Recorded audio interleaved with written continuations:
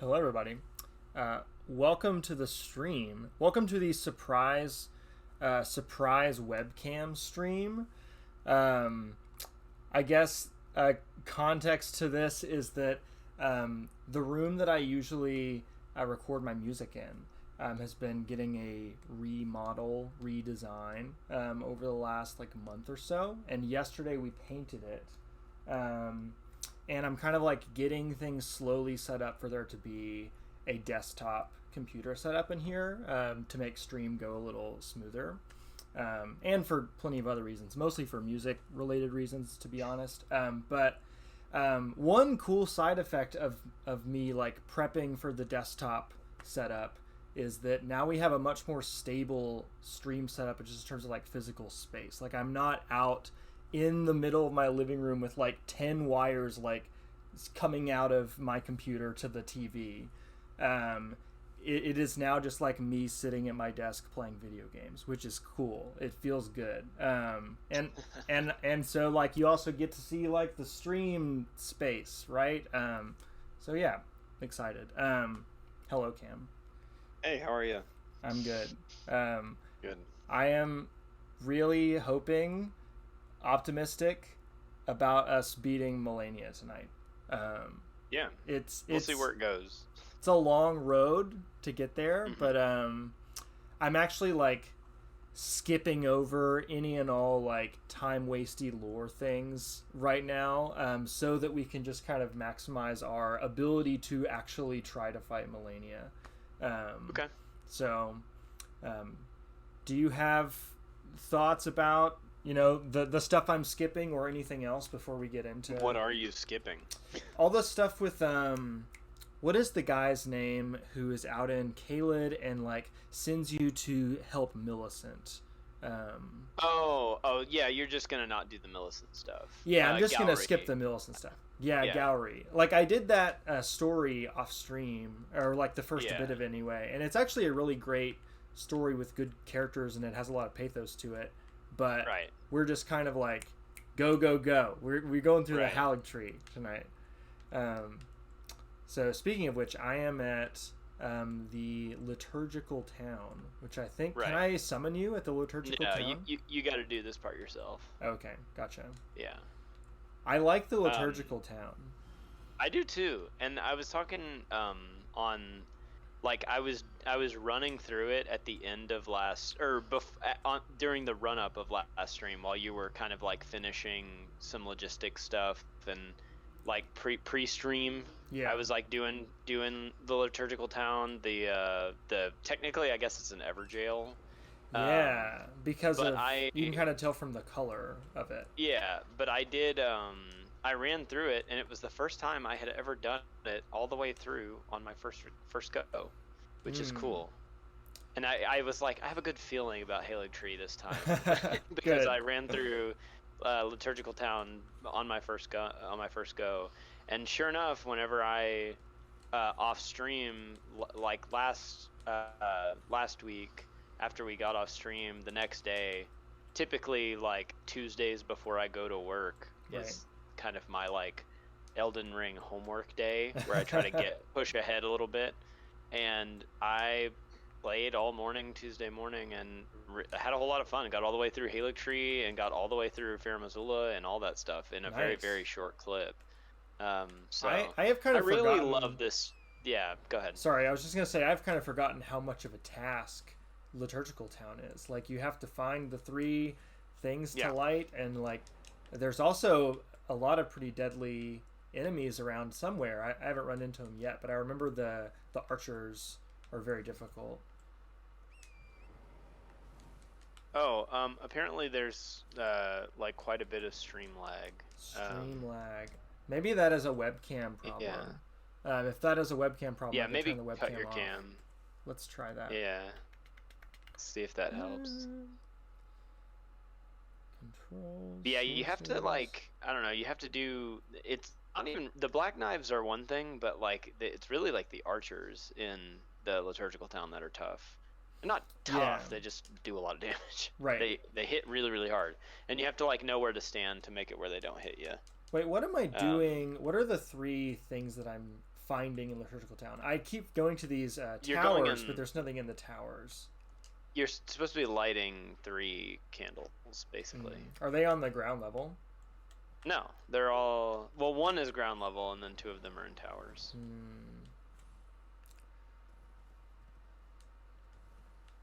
Show yourselves candles.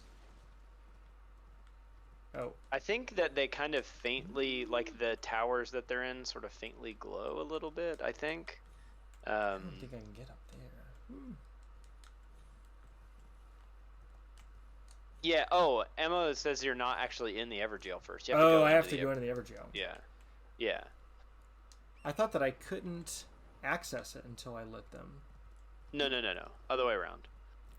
Okay, You so I go think the into the places I was Everjail going was probably the place that I will need to go Yes. once I'm in the Everjail. Yeah. Yeah, probably. Yeah, you're right. Okay, enter Everjail. Yeah. What do you think an Everjail is exactly? Is it kind of a mini painted world that is like again created as a prison? That's what it seems like to me. Yeah.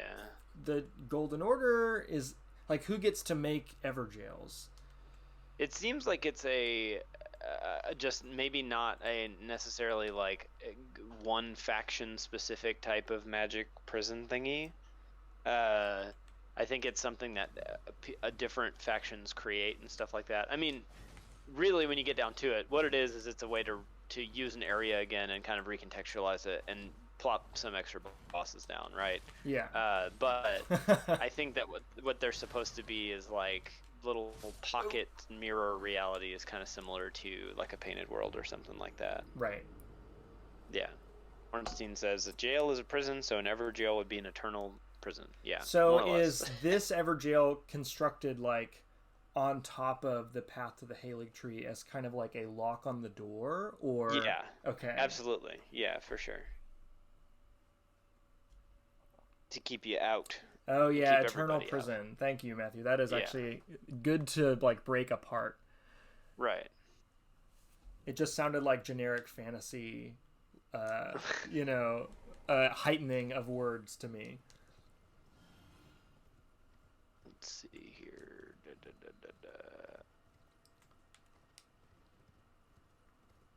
What in the heck is... Okay. So you fight these black knife enemies without using the torch? I just run away from them. You can get up onto the roofs pretty quickly, and if you get up onto the roof fairly quickly, like you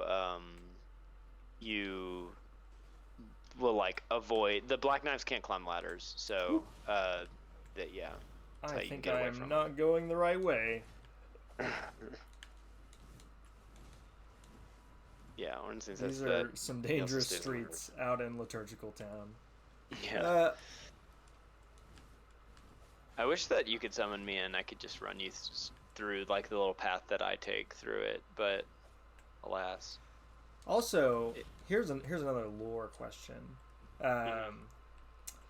Because we're seeing black knives here guarding Halig tree stuff, does that kind of confirm that Ronnie is not actually the person who did Night of Black Knives? No, I don't think so. I honestly don't think it really means anything. I think it means that they if anything, I would take it to mean that they're like stalking the people who are in the Liturgical Town, if anything. But this little section of enemies kind of just doesn't really hold together logically anyway. Yeah. So they just kind of, I think, put some tough enemies in spots, and I think that's about it. Yeah, I think that is kind of a problem with Elden Ring in general. There's a lot of that. Yeah. And also, as Ornstein said, Randy definitely did the Night of the Black Knives for sure. Definitely did that. I've heard interpretations of her like just kind of taking credit for it, but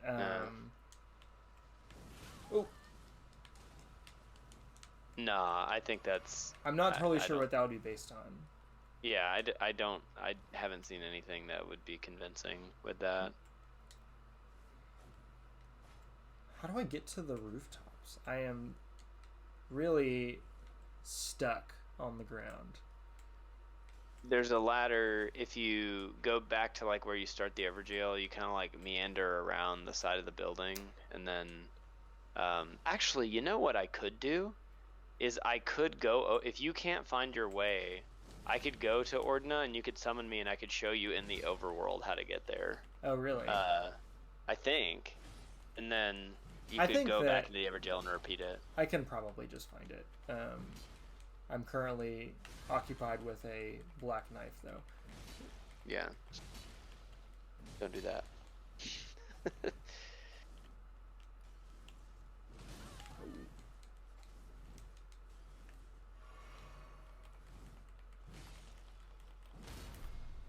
A while ago, Ted asked something. He said, what are you going to do computer-wise? Are you going to put one together or get something pre-built? Now, nobody actually wants to hear the answer to this question because it is, like, objectively probably not the right answer to this question. But I have decided to just get an Apple. I'm getting one of the higher-end Apple desktops. Like a Mac. The Mac Studio is what it's called. So there's, like, 3 levels, or I guess 4 levels of Macs. I've been learning a lot about Macs. Yeah. There's like the really big glossy ones that they have in like school computer libraries and stuff. That kind of like are eye popping, and they're drawing in, you know, just a general computer audience, whatever that means. And then there's like the ones that are much stronger than that, but are just like small, like silver squares. And then like you have to go up 2 more levels before you get a computer that works like a PC, in that like you can take it apart and replace the individual components. I am not getting that one because that is ridiculous. That is like a $6,000 computer. I do not understand how Apple can get away with that. But the Mac Studio, which is what I'm going to get, is going to be really good for my music stuff, and it seems to be like more than capable of handling anything I would need for stream. Because like I'm not doing anything like super ambitious stream wise here. Sure. It is just kind of bare bones. But anyways, that is what I'm doing. I'm getting a Mac Studio. Gotcha. My students rioted when I told them I was going to get an Apple. I had students who are very much fighting for me to build my own computer. Yeah. I think that that's pretty obnoxious, right? Yeah. But you know, it at was. the same time, If you're I watching. I just don't like Macs personally, but it doesn't really have anything to do with the built or like building aspect. It has more to do with like the UI. The UI and the like lack of customability or customization, and like I feel really very suck. like I feel very boxed in by them, if that makes sense. For sure. And I also you know, whatever. I have always used PC stuff, so it's a little simpler for me to understand how to like navigate it. I used PC stuff as a kid, and felt like I was really like, I don't know, it clicked with me. But since college onward, I've basically had access to nothing but Macs. Oh my god. Okay, so we started talking about computers and building them or whatever, and as if like summoned by black magic, like Chance is now in the chat. Oh no! Stop! He hasn't said anything. I just let me live. His oh thing man. Pop up. Oh, I see the ladder now. Oh my gosh, I had to die and like have my camera stuck there to see where the ladder was. Did you feel just something in your soul where you like, something is happening, I don't know what it is? I think what was, yeah, maybe that, or maybe somebody texted Chance to be like, Swafford is like talking about buying an apple. Not. Please stop this man. But I am like much more familiar with like the modern day like ins and outs of like how a Mac works versus PCs at this point. So I would be like relearning computers from scratch. Yeah, I think my ultimate position on it is that like I hate computers. Yeah, I they're don't annoying like them in general. Yeah, And so like I don't like them enough to be like, oh, I'm a big PC person, whatever. Right. But I like Macs even less than PCs would be my thing. It's a big like it's kind of like cars for me at this point, where it's like I don't really like them. It's a huge cost and like a complication of life that everybody kind of has no choice but to have to engage with, right? Agree. Annoying. Yeah. Oh, here's the way to get to the rooftops. Haha. But it's kind of like, I just pick the lesser of the two evils. Also, given how finicky and stupid they are, I hate that like Macs are just like, oh, if like something messes up, you basically have to take it to a shop. I hate that you have to like make an appointment with a doctor to get anything done to it. But I actually being have inside of an Apple store makes me I want to do things that I can't say on stream. So I have had decent experiences with Apple customer service relative to many other customer service experiences in my life. Oh my gosh, these arrows! Absurd, ridiculous. Yeah. Ethan Conley, what's up? How are you doing, man? What's up, Ethan? Okay. Ornstein says, disagree, get an Apple. Someone said 3 Max. Despise Apple, overpriced. Big complaint is their products are worse offenders of planned obsolescence, but it's your money. Planned obsolescence is the thing that I'm worried about. But is that not a problem with PCs? Not as bad. And also the stuff that does do the obsolescence, you can kind of just like grab it out and yank it out and put in a new one. Chance says, I get that. I personally don't like Macs because they're premium priced for something that doesn't do enough. Ted says that I am entering my caveman era, Captain Caveman era. Yeah, it's true. I just don't like computers. I think Cam's been on his Captain Caveman era. I am definitely entering my like crotchety old man, like wave my fist at technology era. Like I hate how complicated keeping up with all of my passwords has become. Ridiculous. They have managers for that, They do. Yeah. But then you got to get an app. But then you got to download an app and make an account and like get a subscription to some other thing. Like I have so many of those. Like that's the problem. Yeah. I feel that. I have like I don't use a password manager, but I have a a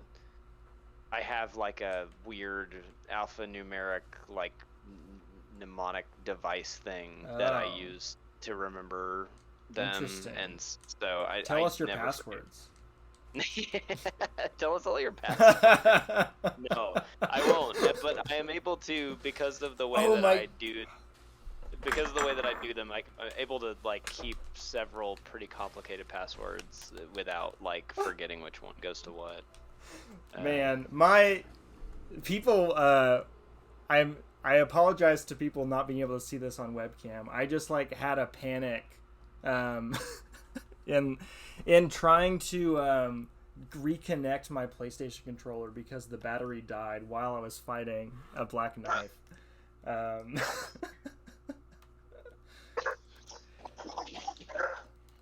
Okay, I am, I guess, open to people who know things about PCs, like pre-built PCs. I'm not going to build a PC. I refuse to learn how to do that. If there's a pre-built PC that people would say is comparable or better than that Mac Studio in terms of just like RAM and stuff like that, I would like consider that. I just don't really know where to look. It's very confusing. The world of PCs is maybe the the true thesis statement of this conversation. Wait, what? I feel like a little overwhelmed and confused at the world of PCs, like just having to like learn the lingo and like the components and things like that. Yeah. Yeah, I feel the exact same way about Macs, honestly. Really? Like the idea of the idea of like having to get into and learn all of that crap is so unappealing to me. It's insane. Like there are very, very few things that I would like less rather do. Is that the right way to say that? That I would want to do less. Yeah. Than that. When I walk by the Apple store at the mall, it might like feel like a pressure in my chest. It looks so stressful and bad, and like I do not like the atmosphere, and I think that there's like there is like consumer identity stuff with both of them, obviously, but I think the like consumer identity stuff surrounding Macs is like way more disgusting, and in a way that it's just like kind of bothers me and makes me feel weird, and like hearing people talk about how quick the new ones appear and all that type of stuff, it's very like distressing to me. Ted said we're looking for a washing machine that doesn't have waifu access. Excuse me? Wi-Fi access, he means. Yeah, then they're talking about building computers. Ethan says that he built one at 14. It wasn't that hard, but Ted says my only experience of building PCs was incredibly frustrating. Yeah, I've heard that like my experience too. It goes well unless it doesn't, and it just kind of doesn't a lot. All of my students who have told me stories of them building computers, because I've like heard from students via like check-in throughout the year. Of like, you know, what's going on in your life? Oh, I'm building a computer. And like often when that story starts, a couple of weeks later, it's like one thing that I bought that I was sure was going to work didn't work, and the whole thing doesn't work. Yeah. You know? And I'm sure there are people who have much better experiences, but I don't really want to invite that energy into my life personally. I completely agree with you. Completely. Like, I'm sure there are tons of people who have like walked into a biker bar and changed the song and nothing happened to them, right? But I don't want to do it. That's I'm not not gonna me. like go do it on purpose. You know what I mean? Like, yeah. Y'all, I am frustrated at the liturgical town. I knew you would be. I forgot just how difficult it is to traverse it when you do not have torrent.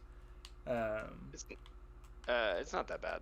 What is, like, there's got to be a path that I should be always taking, and I have not found it. Do you want me to show it to you? We are now 30 minutes into stream, and we haven't even gotten to the Halleck we haven't gotten to the Halleck tree. Yeah. It's embarrassing, honestly. Okay, here's a ladder.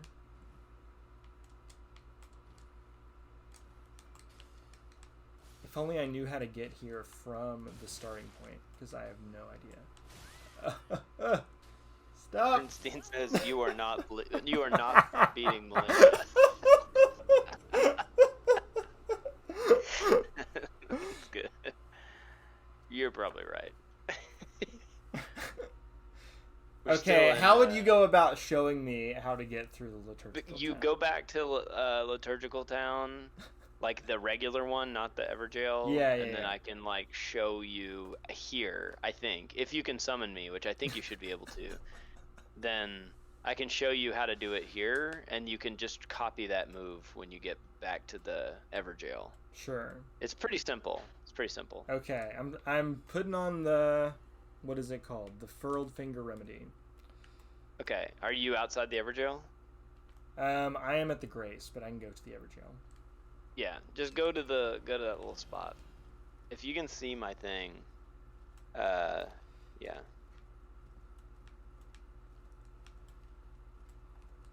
Then it's really simple. I do not see your sign. Yeah, that might be a problem. Yeah, I don't think that I can summon you here.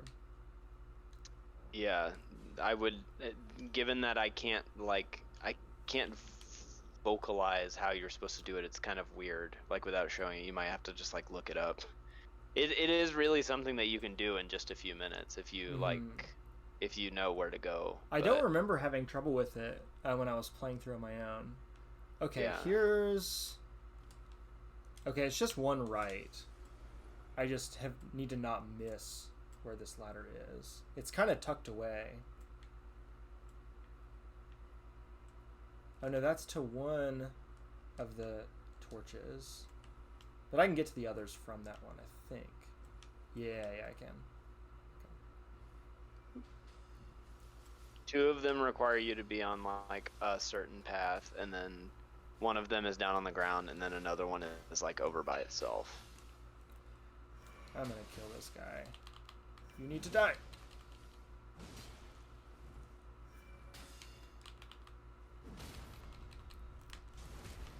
Okay, I think we can get to the top without dying. Oh, that one's dead. Okay, here's the second light. And then the third one is on the ground, correct? There's one on the ground, yeah. That's like in the middle of the town, basically, like right on the ground. It's very, very obvious. I'm looking at it, but I need to not die from fall damage. Whoop.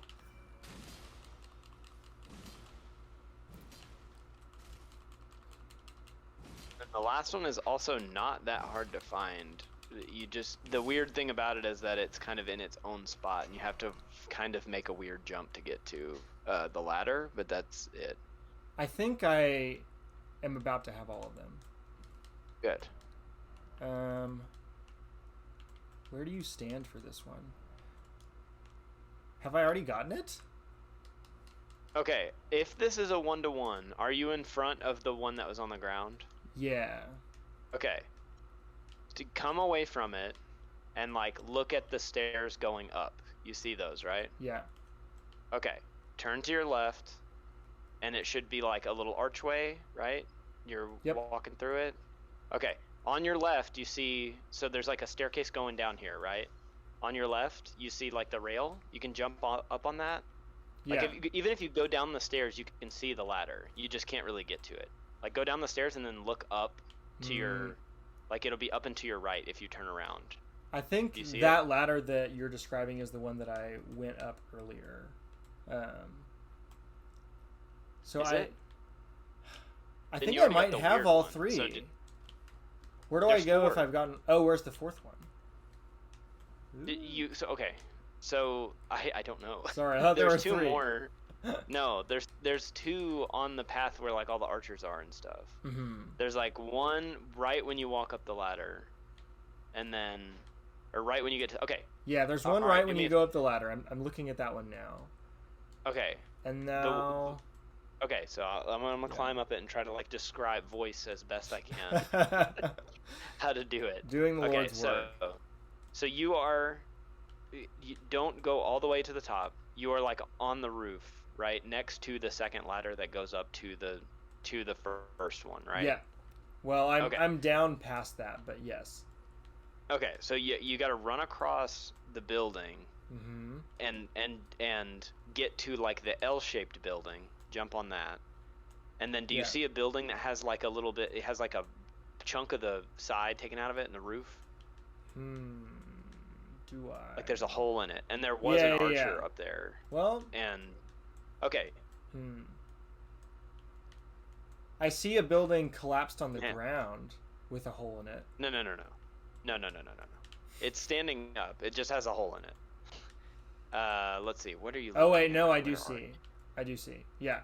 Okay. So get a weird jump so that you can jump onto that. I see the path. So like the little things that stick out. Yeah, and you see the other ladder over there. Yeah.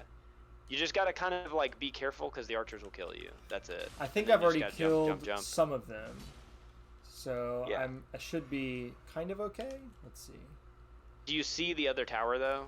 Like you see it back Yeah, there? I'm almost there. It's like up and to your left. Cool. Oh cool, no! cool. Yeah, you got it. I fell though. We're going back. Yeah. All right, I'm gonna teleport back to the Halo tree since you know where that is now. I remain optimistic. We will beat Malenia. Yeah. I'm willing this into existence. Minute 40 of stream. Minute Still 40. Not in the branches yet, but okay. I don't know about all that. I'm on spring break. I can go as long as you are willing to go. I am not willing to go that much longer than normal. Okay. Well, we'll just tell me what you're feeling. We'll see where the night takes us, I guess. But I would like to not. Okay, so once the fourth one is lit, that door in the back of this place just disappears. And then you climb all the way up it, and then you go to the Halo tree. So one thing that I am remembering or realizing about this place as I am finally solving the puzzle is that it is kind of a mirror of what we see in Celia, Town of Sorcery, and Caelid, which is what you have to go through in order to find Millicent and kind of get introduced to this whole idea of the god of rot and like rot as this like force of the universe, and also like these legends of Malenia, I guess, because you kind of hear about Malenia through some of the stuff that you pick up from Millicent, because she's kind of on this kind of personal quest, I guess, to like learn from or benefit from whatever Malenia has done. And I guess what Malenia has done is gotten like equipment built for her by Mikola. So I guess it's kind of a path to Mikola where Millicent is going. Right, and also Millicent, there's kind of the implication that like Millicent is like an aspect of Malenia, like she's like she's like a part of her sort of, and it seems like all of the like Valkyrie, whatever they're called, like they are all kind of like 6 aspects of like one person, right? Which is pretty cool. Millicent's story is cool. I like it. It's cool that it. Sorry, 6 aspects of one person? I thought we were talking about 2 aspects. No. Because when you do Millicent's story, where it like goes is that she ends up fighting against 5 other versions of herself. Oh, true. At the end of it. Yeah. And so yeah. Oh, also, did you see my hat? Very nice. Yeah. All right, so okay, guys, we made it to the Halo tree. We're streaming. We're playing Dark Souls. I do gotta say, I'm not super fond of the like Zelda-y light the torches challenges in the like later From games. That's whatever. It's very video gamey, but I think of all of them that Town of Liturgical Town bothers me the least. It is the one that feels the best realized, I think, and has the best vibes. It's very good. Yeah, it's spooky and it's like threatening. Yeah. Are we going this way? What'd you say? Are we going down? Yeah. Let's Sorry. Go. What do you think of... Oh, did you just die? Oh, no, you fell. I'm taking the shortcut. Ow. Let's take any and all shortcuts. Yeah.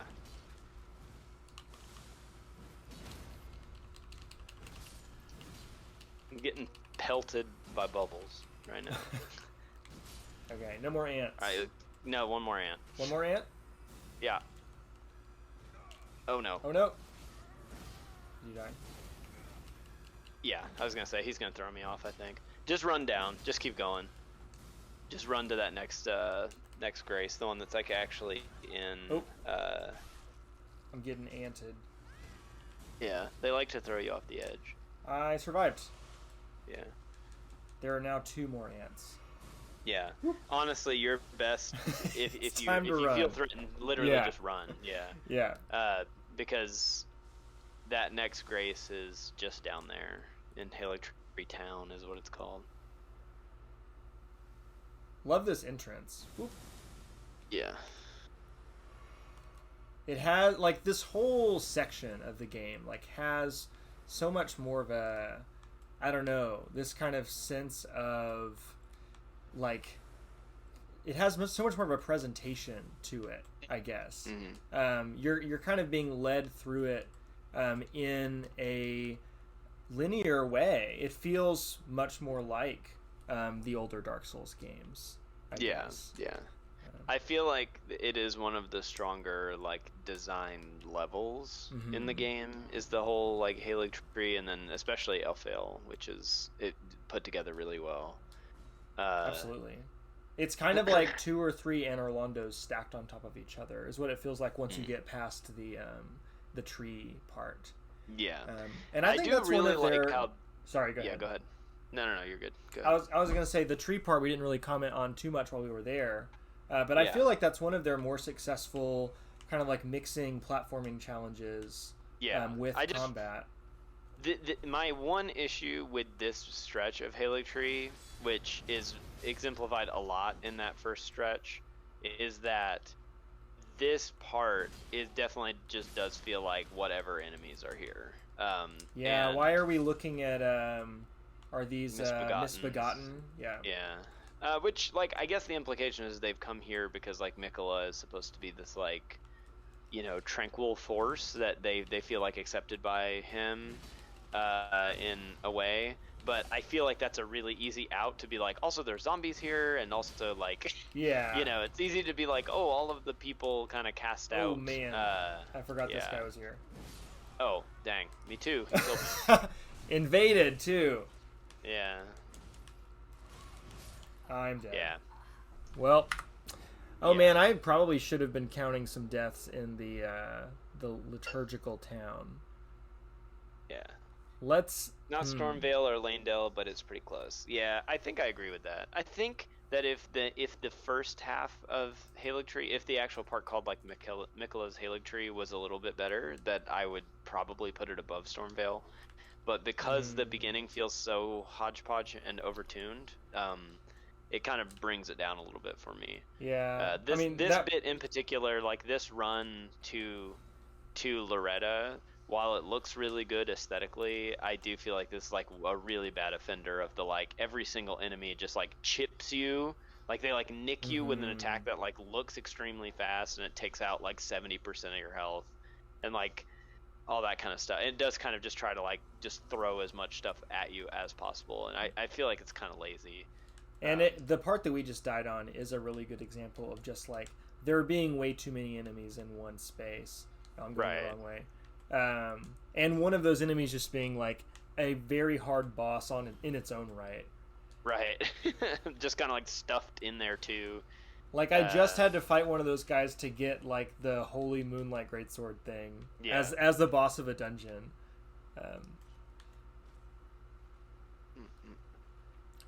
Also, one thing that would have been cool, I know that I'm always kind of more interested in this than most folks are. But like, if this was a truly just peaceful area, if the Misbegotten came here for refuge and peace, wouldn't it be cool if they were all just chilling here and like you could talk to some of them or something? Like, there would be so much more like flavor to the world if it had not just been like ridiculous combat encounters here. Right. I think we're almost there though. No, not really. Still got a pretty good little stretch here. Yeah. We are taking a bit of a shortcut, but yes, there's still plenty to do. Okay. And these types of parts are what mainly I'm talking about. Like, was there really a design decision to put like 10 zombies instead of 6? You know, like I don't think so. I think they're just trying to like. Do we need to get past these guys? Well, I was kind of trying to get my bearings, and then we got swarmed. So, I think if we go this is the way we need to go back here. Follow me. Yeah, this is where the safe drop down is, right here. Oh.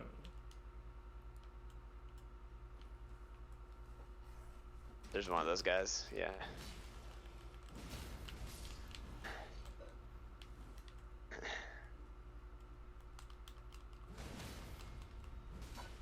Should we jump down there? Is that the fastest route? Yeah. Oh, let's get this guy. This way, yeah. I already jumped.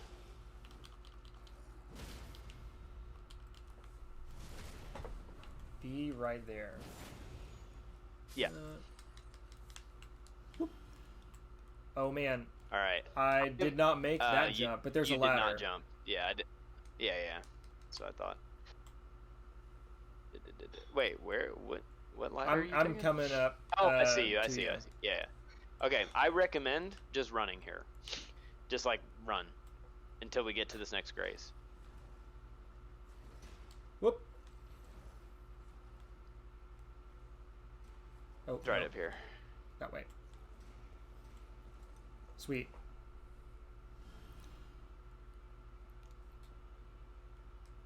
I'll light it and then we'll fight these guys. If they're still behind us. Oh, they're not. Cool. Yeah, they turned. Yeah. Okay, a little bit more. How are we doing on time? Where are we? 8:50. 8:50. We could stand to make up some pretty good time here if we can like get Loretta pretty quick. Yeah. I think that we could get Loretta. Like, why? Crystallid? These things are so annoying. Yeah. I absolutely cannot stand the Crystallians. Yeah. Like, what kind of design decision is these things don't take any damage until you hit them 20 times? Wait, where are you? I am past the Crystallians. Oh, did you just run? I ran past the Crystallians. Okay. Yeah. I see. I'm coming. Where are we? Yeah, and there's like a billion. Oh, Loretta's that way. Yeah. And there's a shortcut to Loretta. Yes, there is. We just need to get it open.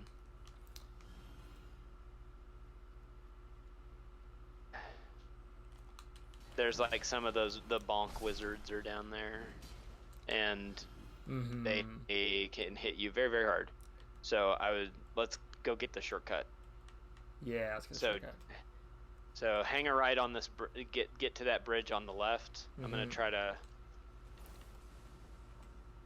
like hold this guy here. Got it. Cool.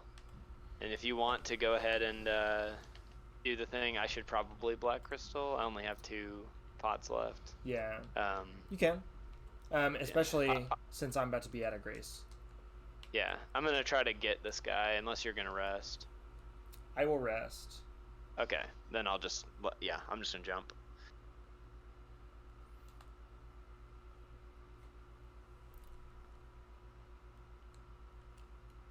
Matthew says, I really wish the battle mages were in Raya Lucaria. They should have been. Yeah. Why aren't they? Yeah. It would have been cool. Also, I thought that was going to take me somewhere different than where it took me. Where is the grace that I'm supposed to be resting at? Okay, so that's the elevator. Oh, there it is. Yeah. I should not have taken the ladder. I'm just gonna put my sign down in front of the elevator. Like when you're going on your way back down, you'll see it. Be right there.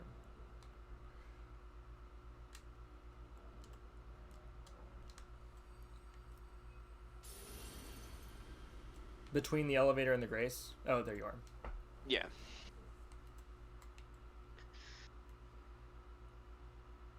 Why is a Carrion Knight in Lucaria? Yeah. They should put a battle mage there where the named Carrion Knight guy is. Are we talking about who is the Carrion Knight in Raya Lucaria? Is that the moon grub guy that you fight on your way to Renala? Yeah. What is the deal with him? Well, I think that the Carrion Knights are just not super related to Raya Lucaria, whereas these battle mage guys are. Right. I think is the thing. And why are they here? That doesn't yeah, make I a mean, whole lot of sense. yeah, they're just here. They're just here just because. All right. Let's get I this late. really like this fight. Yeah. So good. I like Lighten it up. it's kind of a new genre of Souls fight. Like have we ever had a mounted boss before?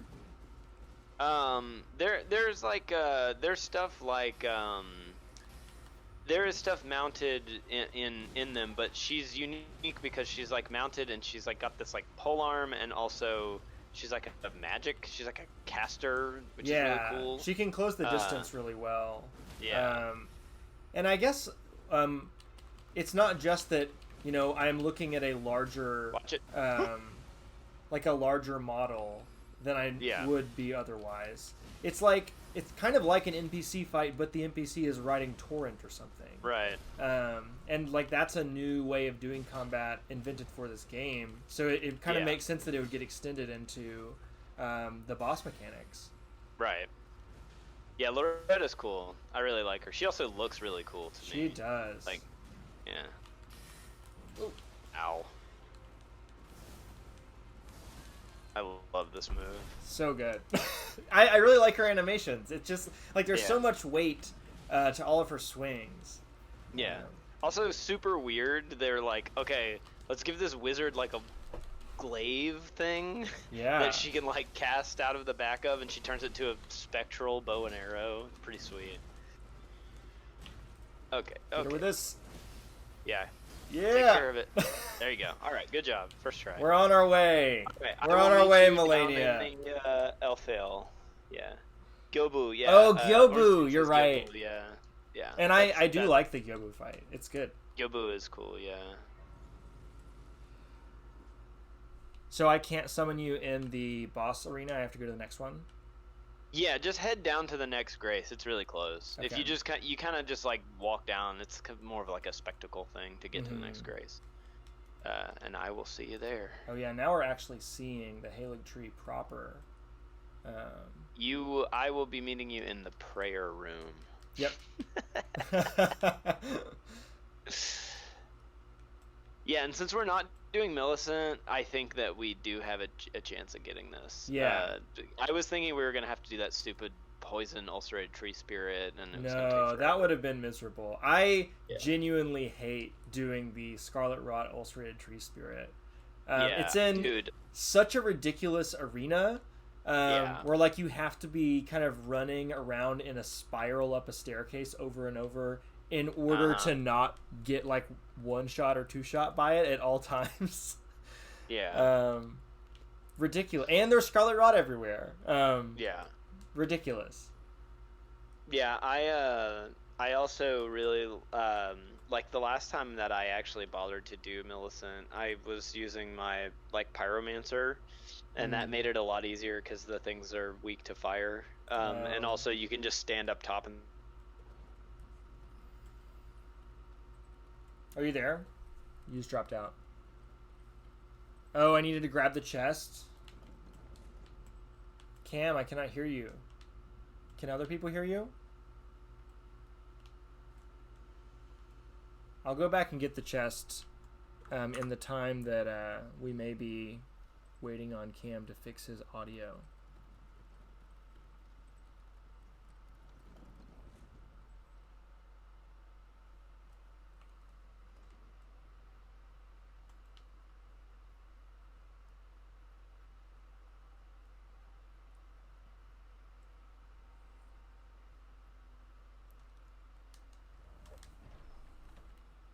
Yeah. I think it is a problem on Cam's end. Oh, it's just a smithing stone? Yeah, I can hear you now. Okay, yeah. What happened? I don't know. Oh, okay. Discord. Alright, okay. I grabbed the smithing stone that we definitely didn't need to spend a minute going to get. And am headed to the prayer room. I'm almost there. Oh man, and this is kind of your introduction to these. I guess it's not your full introduction because you see them in Caelid and then a couple of other places that are important to the Malenia plot. But These knights, Malenia's knights, are really fun to fight. Even when you're not just like smacking them around as I am doing right now. When they get to actually fight against you, it is fun.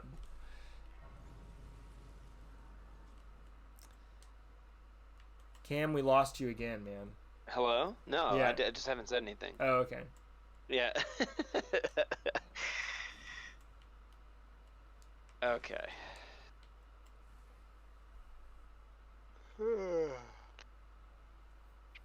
Okay. I know it's a +10 smithing stone ammo, but all my stuff is already a +10. I have a Royal Greatsword +10, and I have a Cold Greatsword +25. So we are good.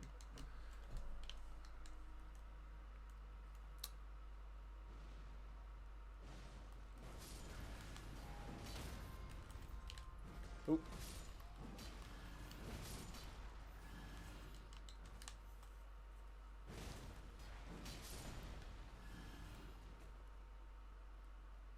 Where are you going?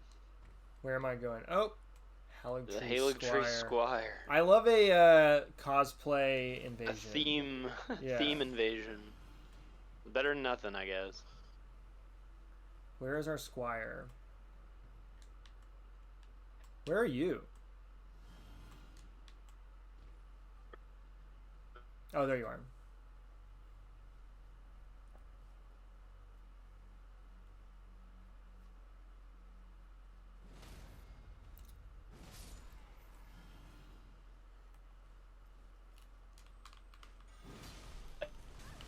Oh, hello. Yeah, I got him.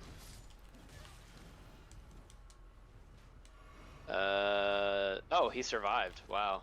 That was a gamble. Who, the enemy you just killed? No, wait. Is the invader out there? Yes, the invader is out there. Yeah. If you go to him, you're going to give him a chance to get you and get you put into some bad situations. We need to just push forward as if the invader is not here for now. Okay. Because I don't think he can get back to you at the moment. I don't think. He dropped really far. Wait. I don't think I ever saw him. Oh yeah, he's the guy who came out of the corner and was shooting you. Oh, I thought that was a NPC. No. Oh, I see Okay. him. Oh, he's way down though. Oh, right? I am dead. Oh, sorry. Well, never mind. Sorry. I guess that'll take care of it.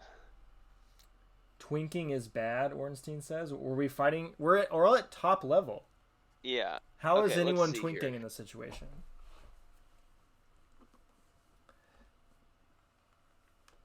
If you ever make a different character... Oh, he's talking to Ammo, that's why. They're talking about, like, using resources and stuff like that. What characters are they making? Let's see. What if you eventually want to use other weapons? I probably will eventually want to use other weapons, Ammo.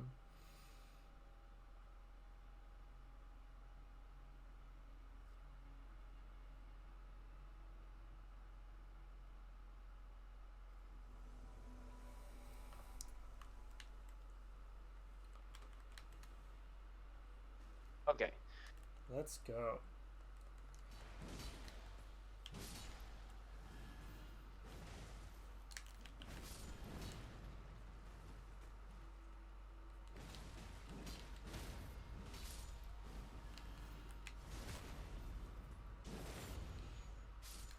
Okay. Follow me this time.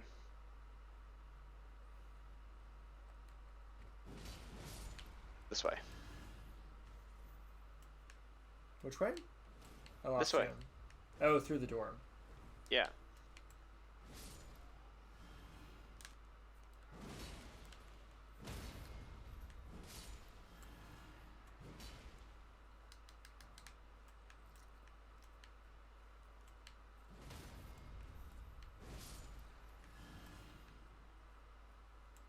Are we jumping on that route? Yes, sir. Oh. It's a big shortcut.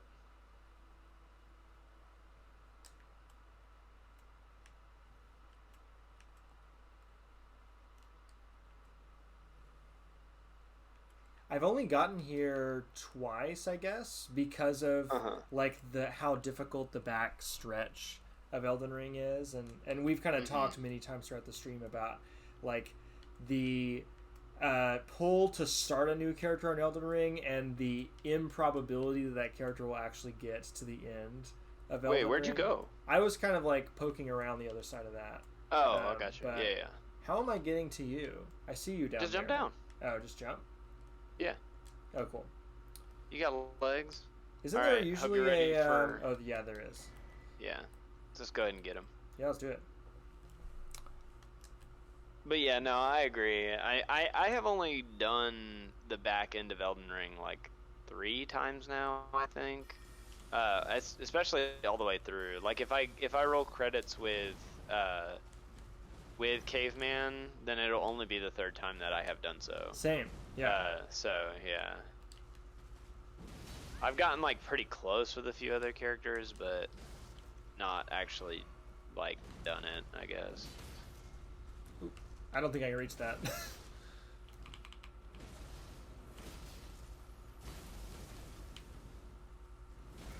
Yep, I was about to... I would like to not die. Yep, okay. I died.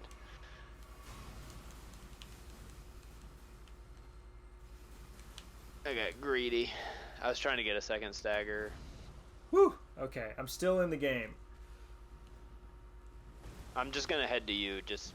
Oh, I forgot there's Scarlet Rot involved. Yeah. Oh. Should have known. We're at the Halig Tree. There's Scarlet Rot involved. You? He killed me. Yeah. Okay. Yeah. And again, not really the Scarlet Rot itself. More just like, why does this AOE chip that hard? Yeah. Why does it do that much damage? But you know. Let's see here. Ammo says I have 20 plus weapons. I'll switch between PvP, so I can't get enough plus 10 stone. I just cannot imagine caring about PvP in this game that much. Like it is crazy. Like it is crazy to me that people can summon that for this game. Like the PvP is so boring. I kind of like the Coliseum. I like both the team matches with like large groups and also the duels where you can't drink your Estus. I find that I have pretty good matches in all of those situations. Though the plethora of like AoE heavy, like every magic in the world builds is just everybody annoying. Yeah. It's just not interesting to me. We're going... Wait, wrong way. Wrong door. Yeah.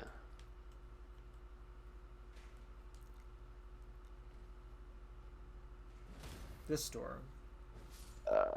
Yeah, it's this one.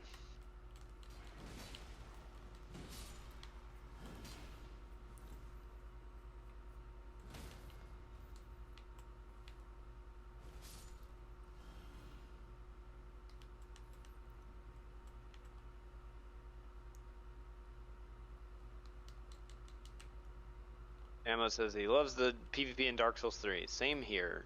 I like Dark Souls 3 because it's like the weapons are like funky enough. There's enough going on with like the weapon arts and stuff.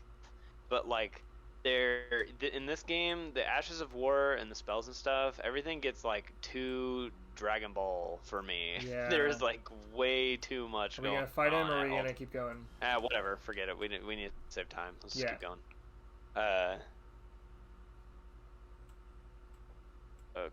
Okay, let's go get this chrysalid guy so he doesn't sneak up on us. Oh, we staggered him really quick. Yeah, I guess this is one of the lower level like versions it's just of it. That we're both using ultras, that's why. Grisalians are kind of not great if you've got ultras. This way. Woohoo! Where are you? Turn. Come back out. There you go. Jump. Jump across? Oh, yeah, Yep. Jump across. Okay. Whoop.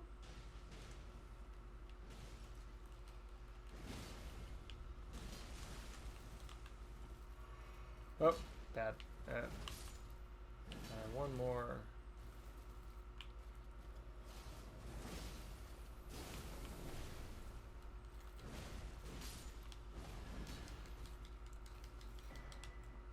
XP. I got his sword. Oh, nice. Halo scythe. Okay. Oh. Alright, so we're going to be doing a little bit more finesse here to avoid this upcoming trap bonanza thing. This is where there's like another one of those archery avatars and a bunch of and there's archers. like ballistas. Yeah. This feels like they are. No. Yeah. We're going to skip it. Okay. Yeah. Where are we going? Oh, through there. Yeah. I do feel like that moment is a moment where it feels like they are trying to outdo themselves for like archers in both Anor Londo and the one in Dark Souls 3. Like a specific callback to that. And also just because of the way this place looks. Yeah, I mean, at least there is a way to just literally avoid the entire thing, though. So, right. It doesn't really bother me so much just because of that. Like, if there was in Anor Londo just a way to go around it, I think that would be crazy. But in this game, there is just like, you can just go this way, and no one ever has to engage with that. You just gotta kind of run here. I do kind of like that kind of challenge that they often throw in. Yeah. Yeah. But also, if you don't know like how to get around it, it's I don't know. It's kind of a reward for like paying attention to the level, which I like. Right. Yeah, I don't know about all these shortcuts. Yeah. There we go. Right. One more guy over here.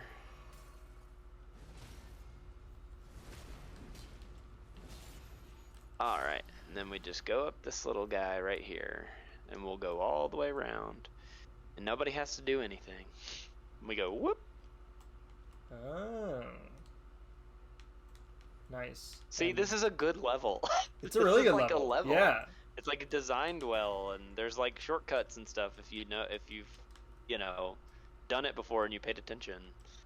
Cool. I do miss shortcuts as like a thing that are very common in the Souls games, and that you earn by like paying attention to where you are in space.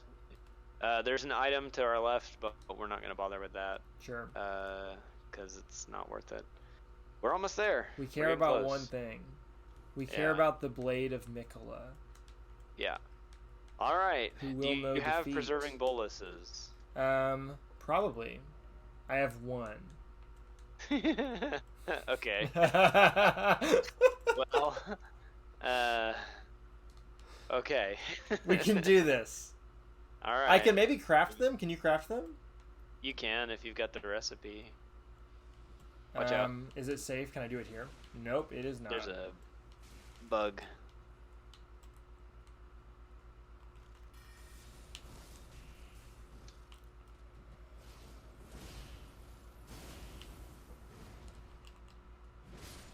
Okay. Do you have range at all? Do you have spells? I do. You can like pick tons of little guys out of this right now if you want to. Okay. Or we can run. It doesn't matter. Let's see if I can get close enough to hit him. Invade. Oh my god, we're invaded too. Okay. Oh my god. Here he is. He's got a great bow. He's trying to... Is he trying to aggro them? No, he's just trying to... He's trying to be funny. Oh man, sorry, dodged it.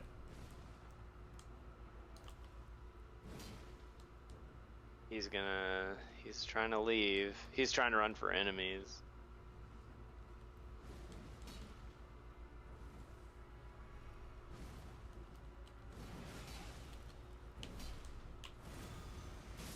Yeah, he got me, but... Got him! Yeah, I was gonna say, that should give you an opening. Yeah. Nice. Good. Okay, so I think the Grace is just behind me, right? Can I go summon you again? It's kind of behind you. If you wait right there, I can probably just get back to you, though. Okay. Like, easier than you can get back to the Grace. Let's see if I can craft boluses. I do not have the recipe. Cool. No Scarlet Rot curing for me. Alright. Is it is it Roots? Is that the one that you're at? Or are you... The last one I got...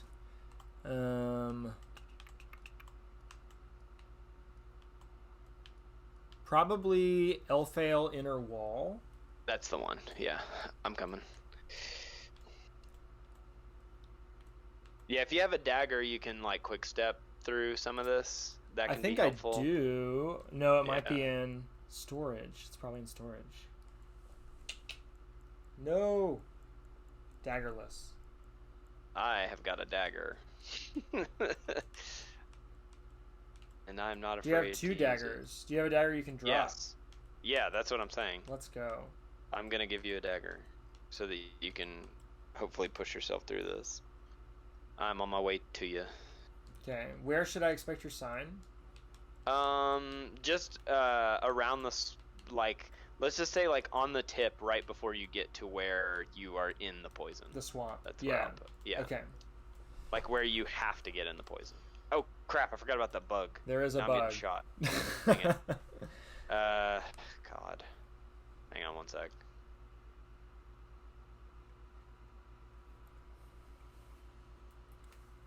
Are we talking about one-shot builds in Dark Souls 3 or Elden Ring? Okay. Put my stupid sign down. All right, see you, Ammo. Thanks for tuning in. Appreciate you. Do you see my sign? I'm looking for it. It's on that route that's like, you know, gnarling down. On the route. There we go. Between the flowers. I don't know if I do. Oh, wait. No, I do see it. There's another route. Cool.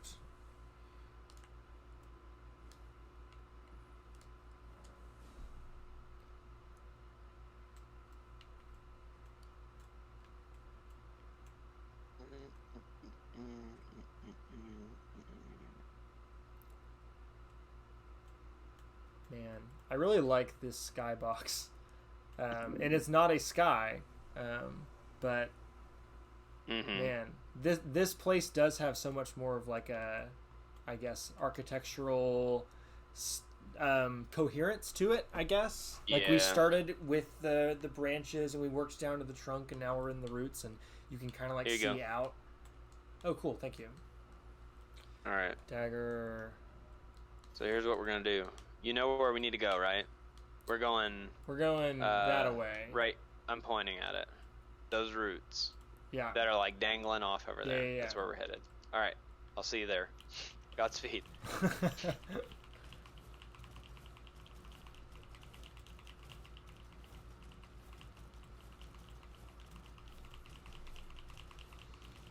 Oh man, we're rotted. I'm rotted.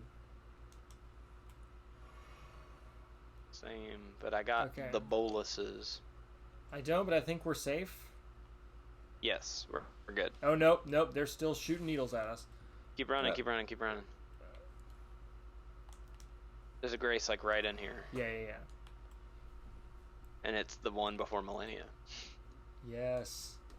So we got like 40 minutes to try and beat her. 40 minutes versus Malenia. Wait, we got one more little thing to run through. I forgot. Do we? There is a grace right here, though. Wait, where are you? I'm right behind you. I had to heal again. I think we can do it. Let's say generously or non-optimistically 30 minutes with Malenia. I feel like we can do it.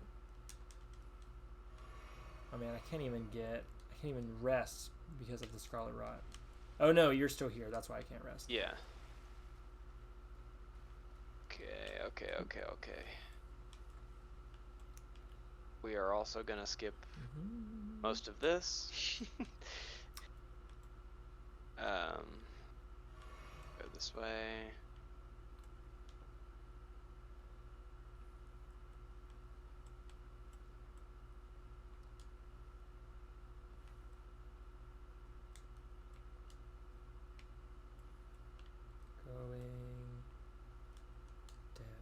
Yeah.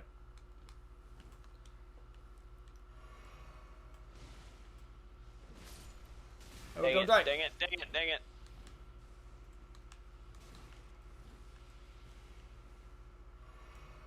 Where'd you go? I'm Did you headed drop? downwards. I'm at the elevator. Okay, yeah. Go, go, go, go, go, go. We're going. Let's go. Yeah. All right. Yes. Do you not have flame cleanse me?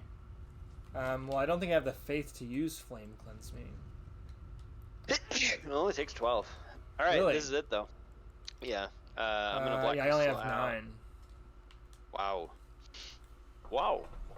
All right, I'm gonna black crystal, and then give me just a second, Okay. and I will be back. I need to make a small change to a weapon real quick. Okay. I might want to put on the faith talisman.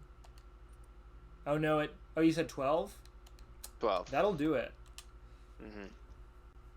Stream is still lagging. That's such a bummer.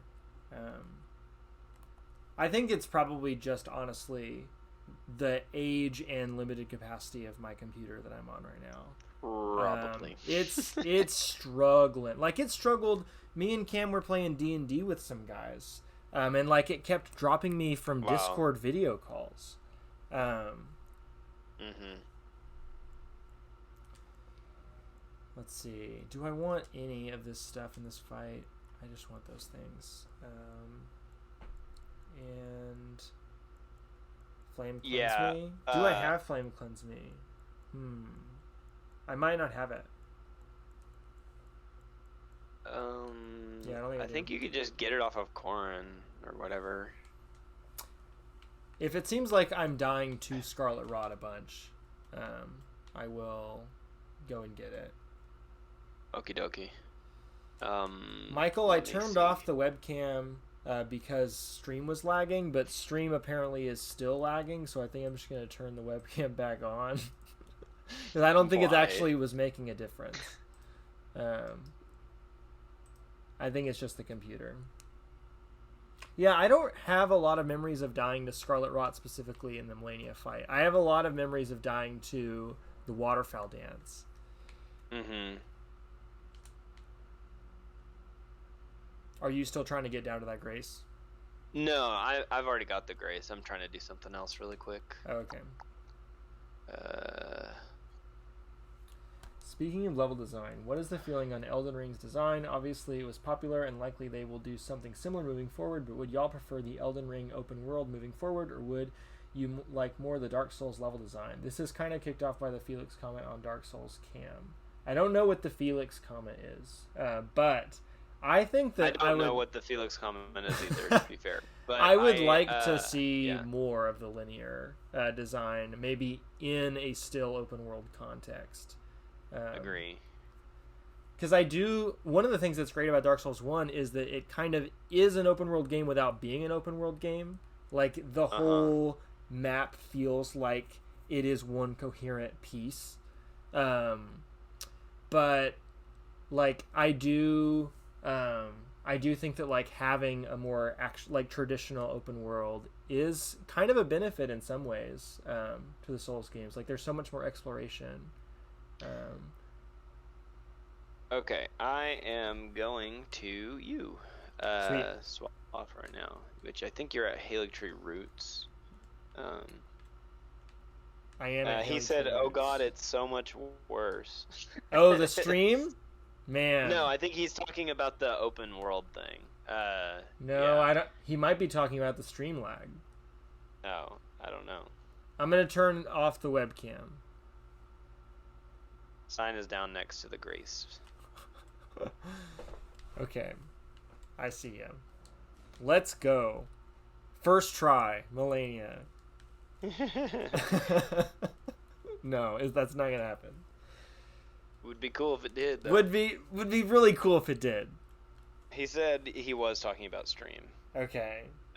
Yeah.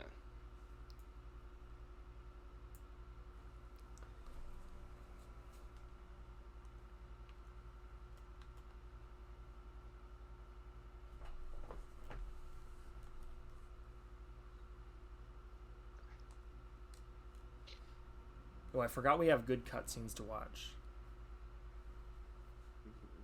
But yeah, broadly speaking, Ted, I don't really love the open world part of it. There's Mikola. Especially given that it's like, yeah, there's Mikola.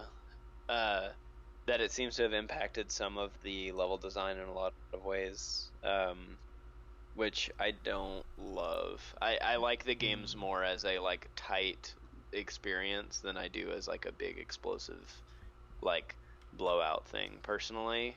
I would like them to make like that it's too like yeah, go ahead. No, sorry, I interrupted you.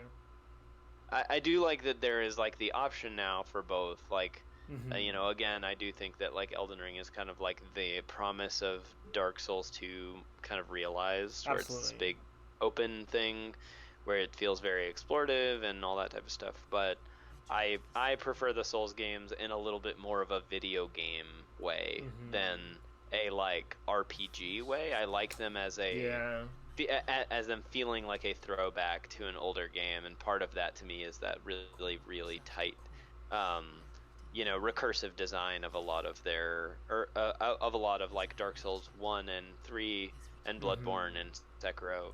So I prefer that formula for sure to this one, but I don't think this is bad. It's just my taste. I think that there would be a way for it to still be an open world and have much more of that feeling. And I think the main thing would just be like scale. Like there just needs to be less game. There needs to be a smaller open world to design, and then open world will be much more like full of incident and like really designed encounters. Okay, here we go. So we're both kind of a unified front in mostly not liking this fight, right? She's okay. I don't hate the fight. I just think there's too much in it. That's all. Yeah. Life drain is one thing that is way too much in it. Yeah, I agree. Dislike the life drain quite a bit. Especially since she just healed back to full after hitting you. Yeah. And like, I'm doing this as a shieldless run, but my other two characters have had shields. And I think that it is just incredibly unfair for her to get life drain for hitting your shield. Oh.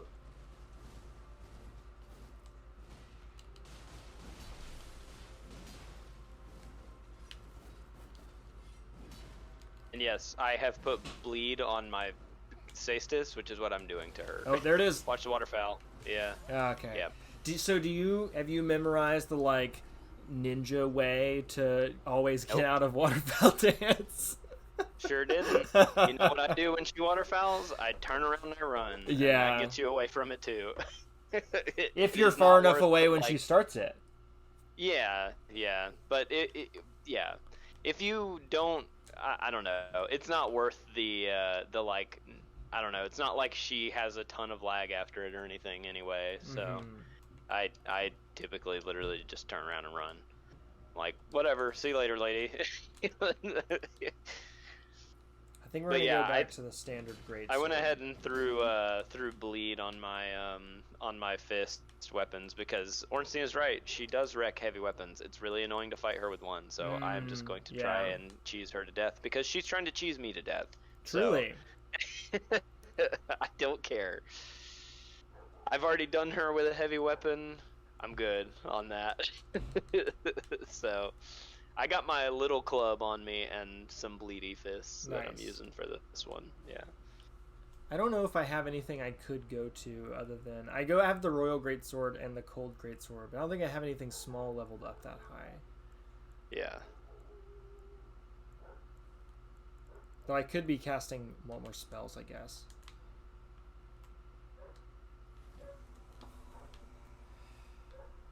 Alright, let's go.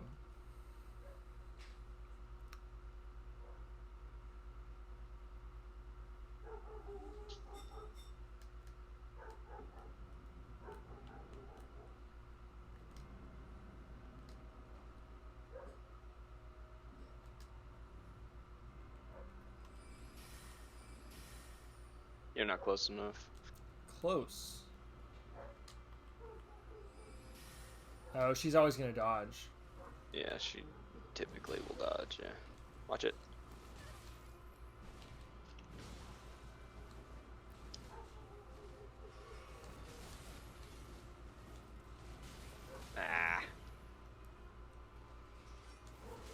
Oh, It man. wasn't even meant for me.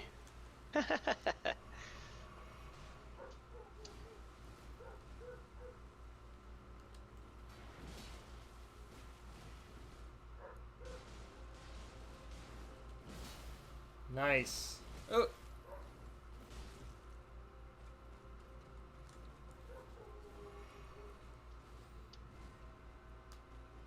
Nope.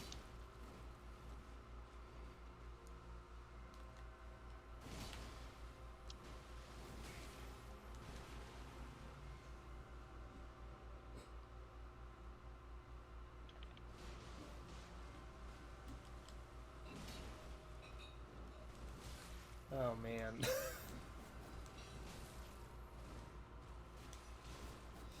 Oh. This is not the run.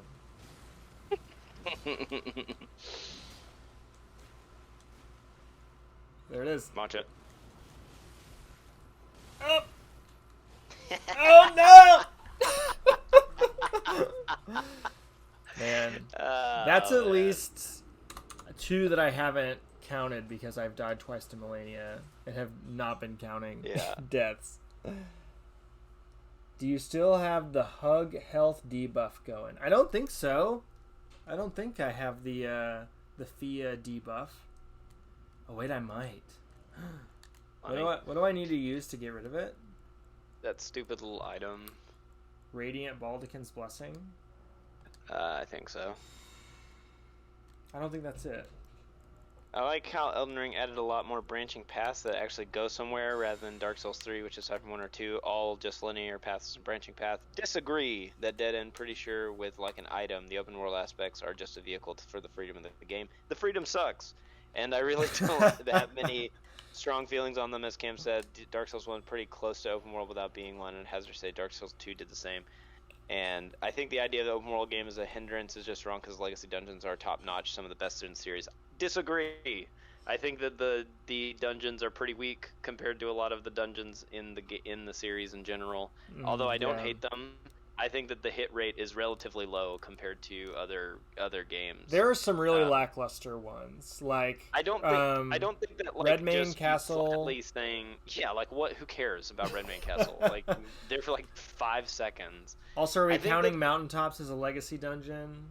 Because the back end of it technically counts as one, but it's I don't think that just saying open world bad is a good way to go about it, because I don't really think that. But what I'm saying is I don't care open world whatever. I like the games as like a tight, concise thing, and this is not that. To be able to replay and like kind of go through the loop on the New Game Plus cycle.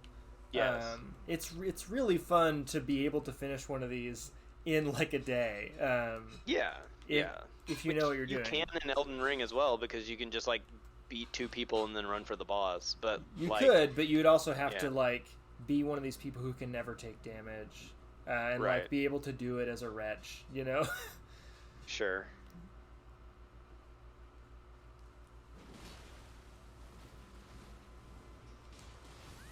Oh God. Just got your number with that lunging attack.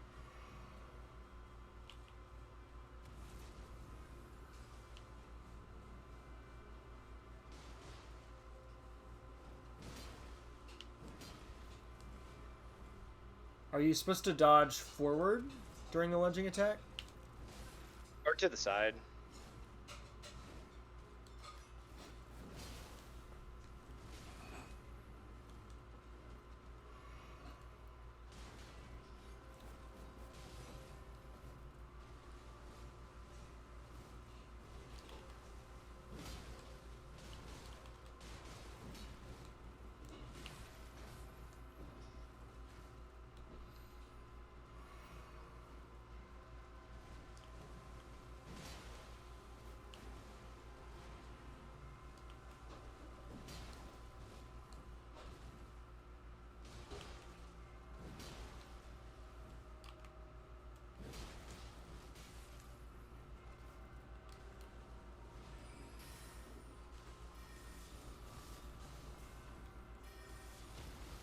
Ooh, that's not bad against Malenia. Because it hits her with a lot of ice. She doesn't take that much to proc either. But she's already ice, so I shouldn't be doing anymore.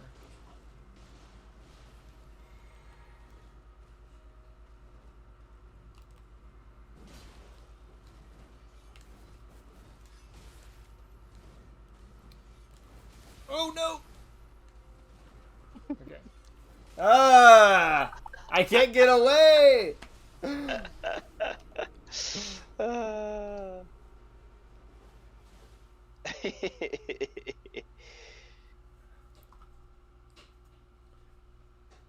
I don't know if Elden Ring 2 will happen, Ornstein says.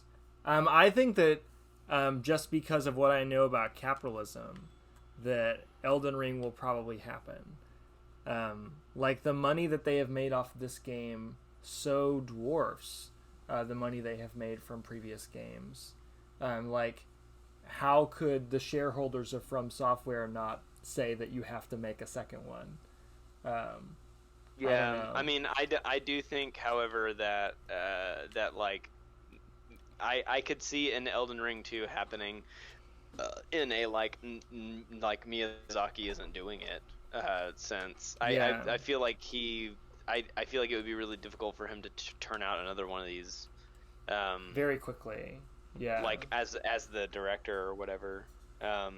But do you think he would as a principled stance say like, no, I will not. If anybody's going to, it's gonna be him. Yeah. You know, I could see it. Yeah.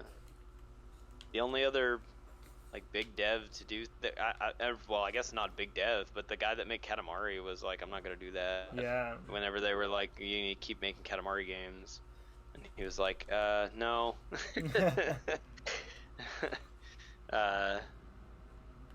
I guess we'll see though.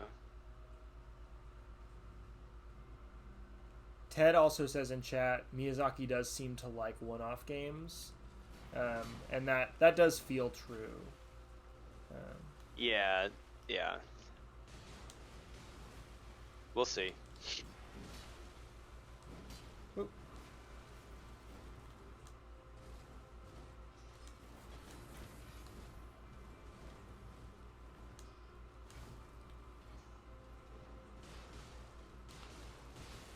Oh! I started an attack too soon. Or too late.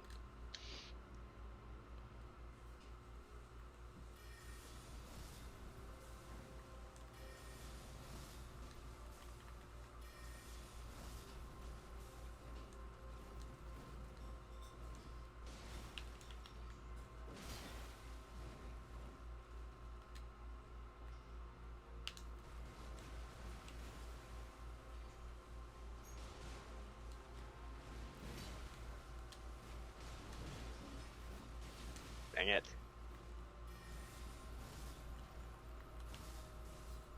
Oh man, she got so much health back. I know.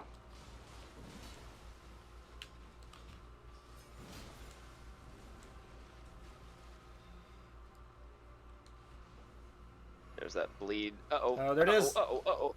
Yep, got me. Oh no. Well, I was in it's over, exactly the wrong spot for that.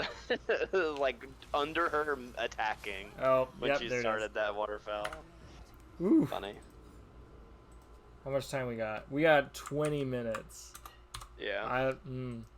20 minutes is about all I'm willing to give this, by the way. Yeah. if you're it's not super fun to redo over and over.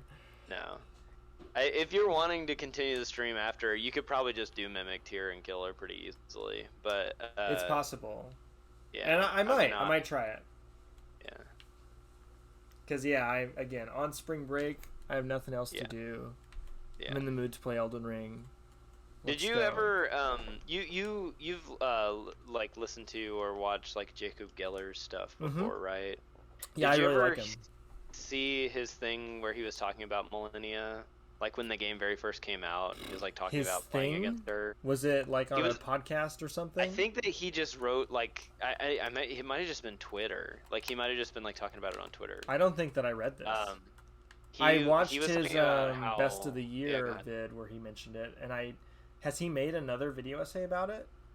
I don't think so. I'm pretty sure. I know this wasn't like an official thing. He was either like talking in a thing, or it might have been Twitter or something. But basically, he hates Malenia. Mm. Like he thinks it's like one of the worst fights ever in anything. It does feel like it's from leaning really hard into a lot of its worst instincts, in my opinion. Right. Like really feeding that, I don't know, difficult, like more difficult equals better contingent of the fan base. Like they have to top themselves or something. We have to make the hardest boss we've ever made as opposed to making a good fight. Right. Which we talked about this not too long ago, but I think that Malenia, like from a design perspective, is mainly just a fatality of like there's literally just like too much. Like if there was like one or two aspects of the fight that weren't there, it would be fine. Can you imagine any version of the fight with Waterfowl Dance that feels fair? Yeah, I don't think Waterfowl is on its own like an offender there. Like I think that it's like 2 health bars, all the damage that it does. Waterfowl's also there. Also, there's Scarlet Rot. Also, she heals. Like it's too many compounding layers of difficulty. To me, to the point where people end up like redoing their builds just to beat the fight in a lot of cases. Like you're not using the Great Club right now. Nope, sure I'm not. And when I want to do a run, I'm not doing it again. Like part of my desire to do a run in any Souls game is I want to do it with like X weapon. But if only a small percentage of weapons are even going to be really viable, like this is not a fun part of that run, right? Right. Oh no. Okay.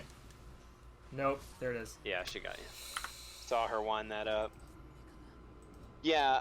So Ornstein says, "Do you watch Jacob Geller? I love that dude." Oh yeah, he's like maybe my favorite YouTuber, honestly. He is fantastic. He's amazing. Yeah. Him or Noah Caldwell Javai are like my 2 favorite people to listen to talk about video games.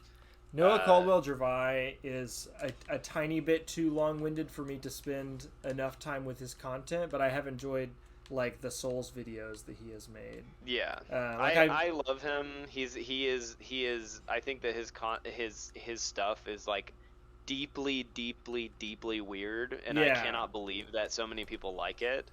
And there is something about the way he writes and talks that it feels so, I don't know. It's doing a Joe Pera thing. Like if Joe Pera was a really insightful games critic.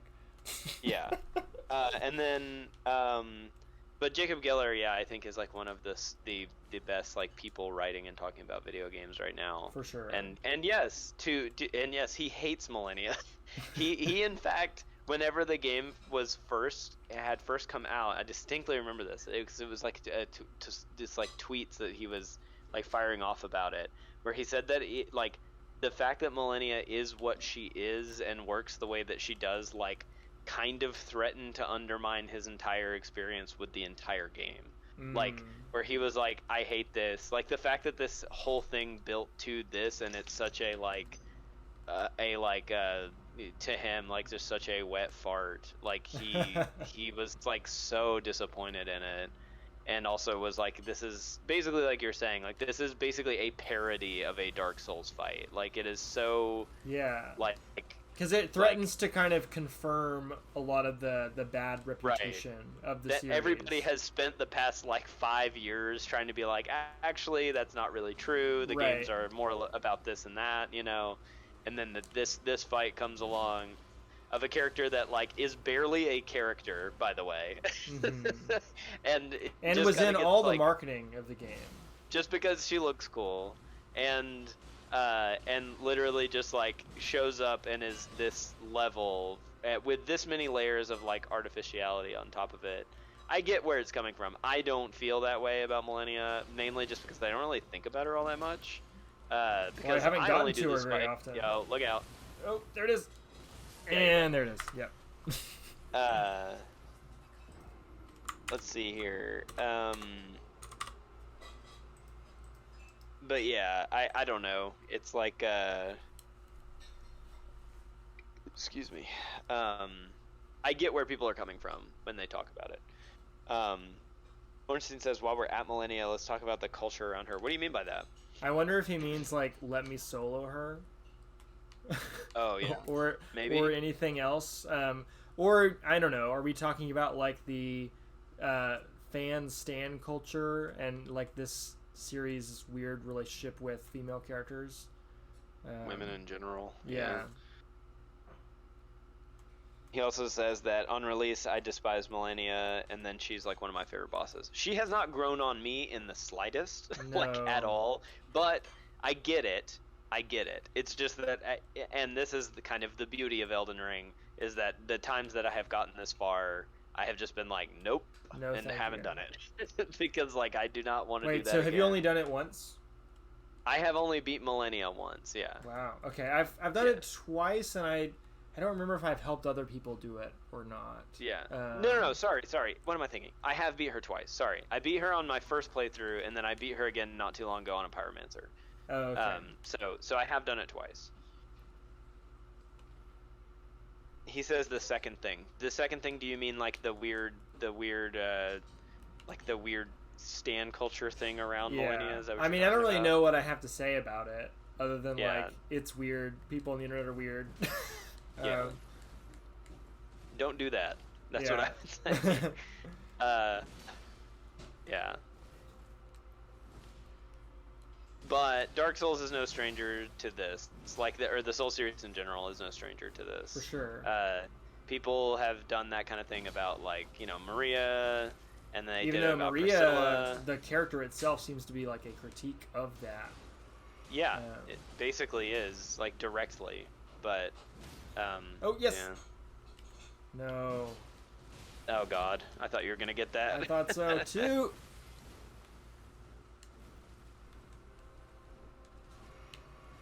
Do we want to talk about Malenia the character? Like, you said that she's barely a character, but she does have this whole. I guess she's mostly her story is like the Millicent story, but there is backstory with her and Radon.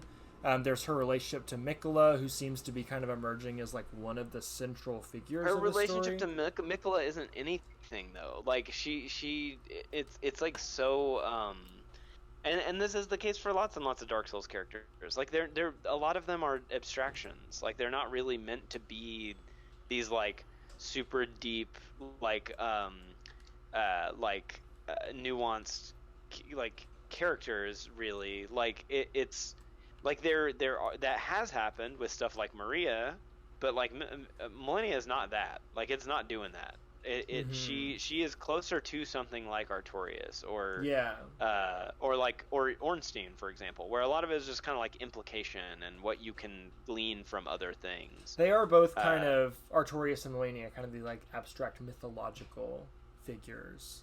And in this case, I guess both have like kind of communed with some sort of like abstract force of nature, the abyss in the case of Artorias, and like this rock god in the case of Malenia. But you are right that like personality wise or psyche wise, we don't get a whole lot more than that. We're kind of looking at her from a distance. Ammo says, false alarm, he did not have to go to Rachel's. His favorite boss in Elden Ring by cool factor is Horlu, by far. Yeah, that's a good one. I like Horlu. I like Horlu. I'm excited about doing Horlu. I have never had to fight him more than once in any playthrough, but I do think he is really cool. And then Ornstein says, let me solo her, it's fine. He seems like a cool dude, but what I mean is how people would like, feels like some subconscious misogyny. There is like some people's, there. The way that they talk about her. In terms of like how much they hate her. No, there is a weird thing of like, especially like on the sub, of people that are like,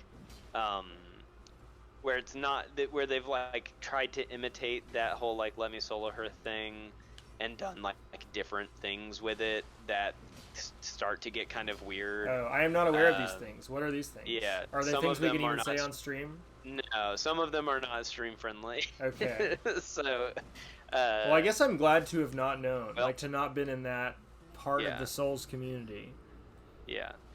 Okay, so this is the thing, and I've been meaning to talk about this. It's not even really Souls community. Like, it's not really a It's thing now anymore. just like broader video game culture. It's just Elden Ring. Yeah. It's like its own separate thing. I mean, the Souls community is like inside of it. Yeah, the Souls community is like the people talking about it online, I guess, but so many more people are playing it than just that. Yeah, okay, so Ornstein also says the Radon versus Malenia, for a while people went on this whole spiel about Radon is better and refer to Malenia with terms I'm probably not allowed to say here. There's that too. As like a weird rivalry thing, like you have to choose who you have allegiance to. That's so dumb. That is such an internet thing. Yeah. Who cares? Brain poisoned. Yeah.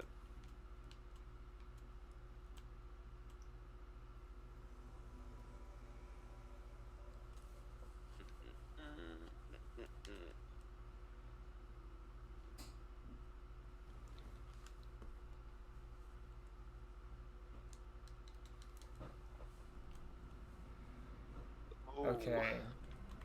Is there anything resembling a coherent strategy that we could take to this fight? I mean, leapfrog the aggro, don't get hit by waterfowl. Yeah. Don't get hit by the stab. Are you just doing heavy moves, or are you... Oh, no, you have a light weapon now. Yeah, I'm just trying to get bleed procs. That's it. Oh, no! Wow. Well. She doesn't do that nearly as much as the trailer made me think that she would.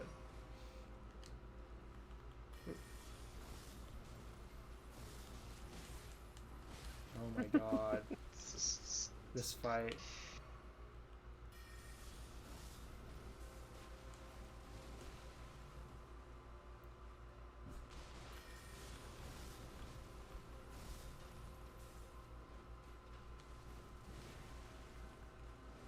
Oh no! Out of magic.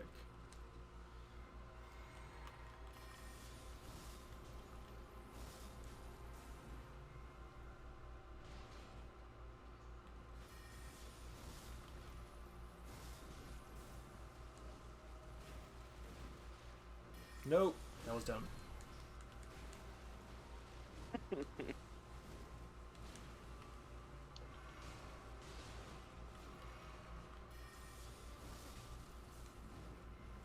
She is back to almost full. Yep. Yeah, there are not really room for mistakes in the Malenia fight. Because if you make one, you have to basically start the fight over again.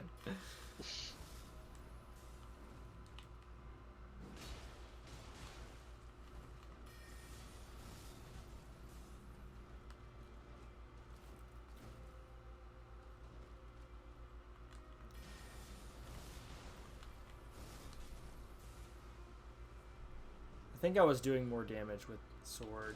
I don't think I'm getting ice procs nearly as often as I would like to if I was going to do that. Oops.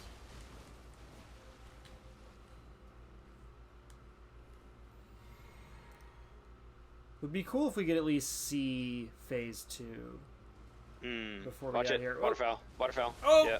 I thought she was doing the other thing. Doesn't she do two? She has 2 jumps? Yeah, I mean the stab is one too, but they look really different.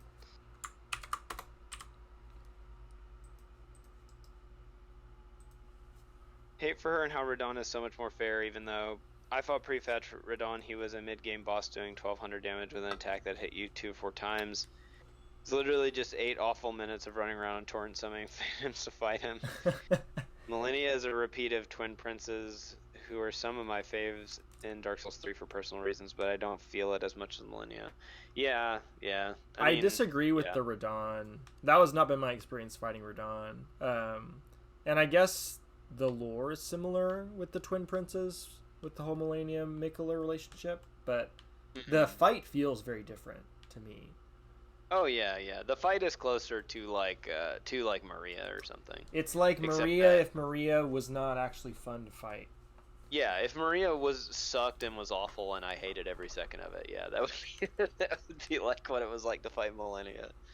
And also if it had basically no narrative weight whatsoever, whereas like the Maria fight is very that is honestly kind of like part of the thing that I find troubling with Malenia, where I have like issues like connecting to the fight, is I'm like, I don't even care about this. Like, it doesn't even have anything to do with anything. Whereas like Maria, I guess Maria is in your way, so they couldn't make her this stupid. But what I would say is that like you should never have made anything this stupid ever. But I guess easy like, fix. Just don't make a boss this ridiculous. The argument is that like this is supposed to be like literally the hardest thing that anybody has ever done in these games. But right? there's nicely done. I got one hit in. Yeah. It's just there are so many ways to make that difficulty so much more interesting than Malenia. Yeah. And to me, Malenia has most in common with like it's like if Fume Knight was Maria, basically. Yeah. Like it's like that level of BS, but like put onto a character that is like way quicker and has like a ton of health and all this stuff. I don't know. Because Fume Knight is annoying, but he is slow. And if you can learn how to dodge him, like it is not like your windows for dodging him are pretty wide. Yes. You can't really find those windows with a character like Malenia, at least not in my experience. Ornstein says that he's been playing Sekiro lately, and he agrees that Malenia is a Sekiro boss in the sense that the room for error is tiny. Yeah, and also in that like she just never stops swinging at you.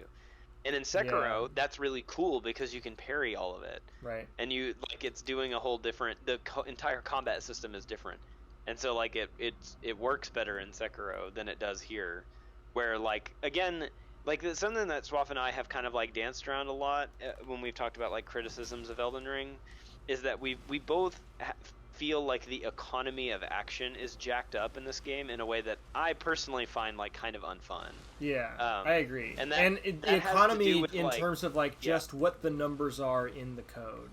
You know, each individual like what you can do versus what they can do. Right. And like where you can do it. Yeah, and in whereas other Souls games have felt like conversational with combat, they do X, you respond with Y. In this game, it is more like they are a professor and you are sitting and listening to them, like, and that's it. Like there's very little like the interactivity feels sporadic and spastic and brief. Right. Whereas in other Souls games, like pattern recognition rewards you a lot more than it does in Elden Ring, and that's strange. It's strange considering things, like the game is also has so much player expression in so many other places, but when it comes to certain like boss designs or just like not designs so much as like just the way the scales are weighted in terms of their attack power or their health or whatever, like you do have to end up like we were talking about earlier, like restricting whatever player expression you maybe had developed before that point. And that happens in more than just Malenia, by the way. Like try doing a holy damage build in Elden Ring and then come back to me, which like it works for like PvP and it works for big chunks of the game, but in the last like leg of the game it is basically impossible. Like it's really really really hard, like to where the point where people are like, oh, you can do it, it's possible. It's like, yeah dude, it's also possible to like grind your nose against a wall until the wall is gone, you know? Werner like Herzog literally ate a shoe. Like people can do stuff like that, but do I want to do it? No. Of course not. Yeah.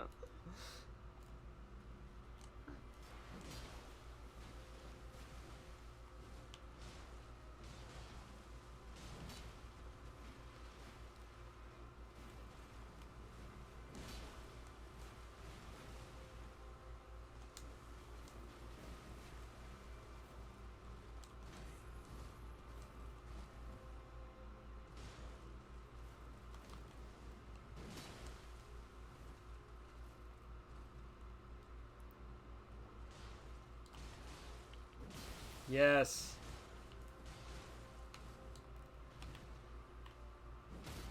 Oh, I should not have gotten away. Right.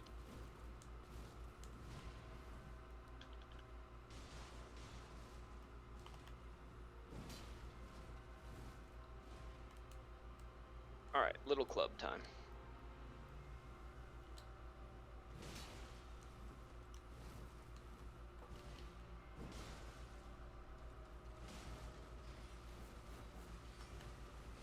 Oh, got away from me.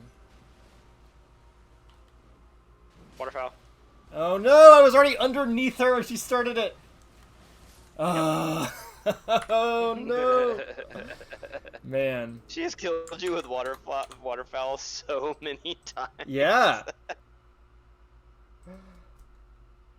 Okay, it's 10. Do you want to be done? You can sign off whenever you want. I will give you one more. Okay. I have no hope for it whatsoever. Yeah, we haven't even gotten to phase 2. I will give you one more. So she does waterfowl once she gets to like 60% health. Is that right? I don't know. I literally just am always paranoid she's gonna do it. So I literally just like try to never ever be there. And she did catch me with it that one time, but every other time I usually like hit and run on Malenia so hard. So it's one hit out, like typically, out of the radius of waterfowl dance. That's normally what I do. Is I just like hit her and then get to skedaddling. I definitely don't like sit there and try to like just combo. Yeah.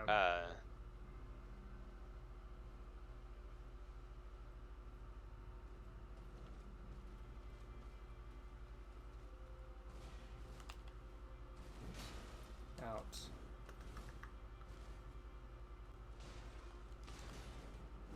Nope.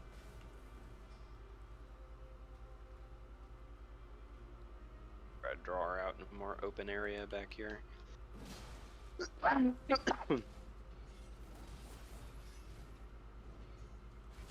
Ah, what the heck? That was stupid. How did that hit you? I was like to the side of her. Oh, nice. Okay. Well, thank you for giving me the one more attempt, Cam. I think I am going to, like, perhaps hopelessly twiddle away at this for a little while until I personally give up. But thank you for sticking around and doing it as long as you have. For sure, yeah. Well, good luck with that. Yeah, appreciate it. And let me know how it goes. I mean, if you want to pick up next time and try to beat her or whatever, we can. Moog is also still alive. So if we wanted to have a revenge stream, still at large, we could go after the Blade of Mikola and the Lord of Blood. But oh yeah, oh right, Ammo doesn't have his PS5. I was gonna say that would be cool for Ammo to tag in, but he doesn't have it. It would be cool. Yeah, just try to grab some randoms. Make sure, whatever. Maybe you'll find Let Me Solo Her or something. You might get lucky. I'll try with Mimic Tier for a little while. Oh, do I have a leveled up Mimic Tier? I don't know if I do. Anyways, thank you. I got my Mimic Tier all the way up, bro. I always keep that fang on me. All right, well, good stream. I'll just so people know, I will not be in next week. I think we're skipping because I'm gonna be in New Mexico, but we're hopefully gonna try to finish the week after that. So you know what? I wouldn't make any promises about the amount of time it takes us to get through annoying bosses in Elden Ring. Yeah, we don't have a great track record so far. Yeah. Though, I am not above, like, if we get into that last one, I'm not above being like, I'm just gonna respec and bring whatever stupid, like, whatever, like, any unfair thing that I can bring, I am not above bringing. So, yeah. All right, well, have a good one, everybody. All right, see you. Yeah. Man. See ya. And Matthew, if you want to help, I would definitely like to bring you in, maybe after a couple of tries with Mimic Tier, because I do want to see what the health differential feels like when she doesn't have the 150. Oh man, I need 8. Do I have 9 and 10? Where are the gloveworts?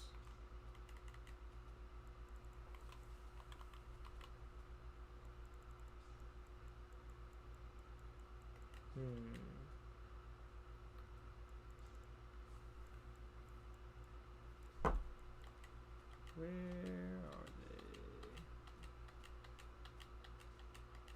Let's see if they sell 8.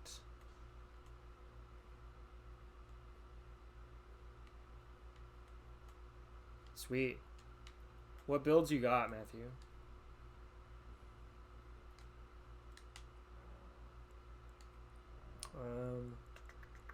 Yeah, I can't get it up any higher than 8. But hey, we can try with 8.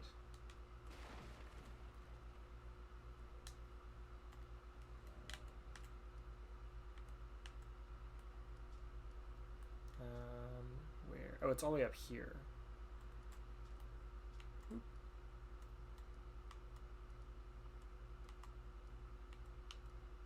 Holly tree roots. I think it's hollow tree roots, right? General quality build, a great sword build, a PS katana build. What does PS stand for? Yeah, any sort of Dexy weapon, I think, would be the way to go.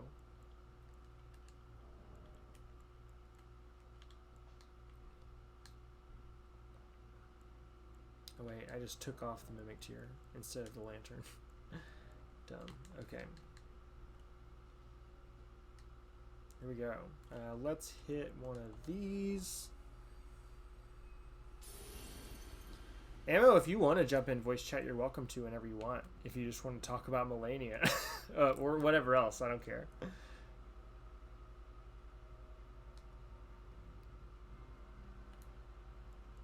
What do you think about this?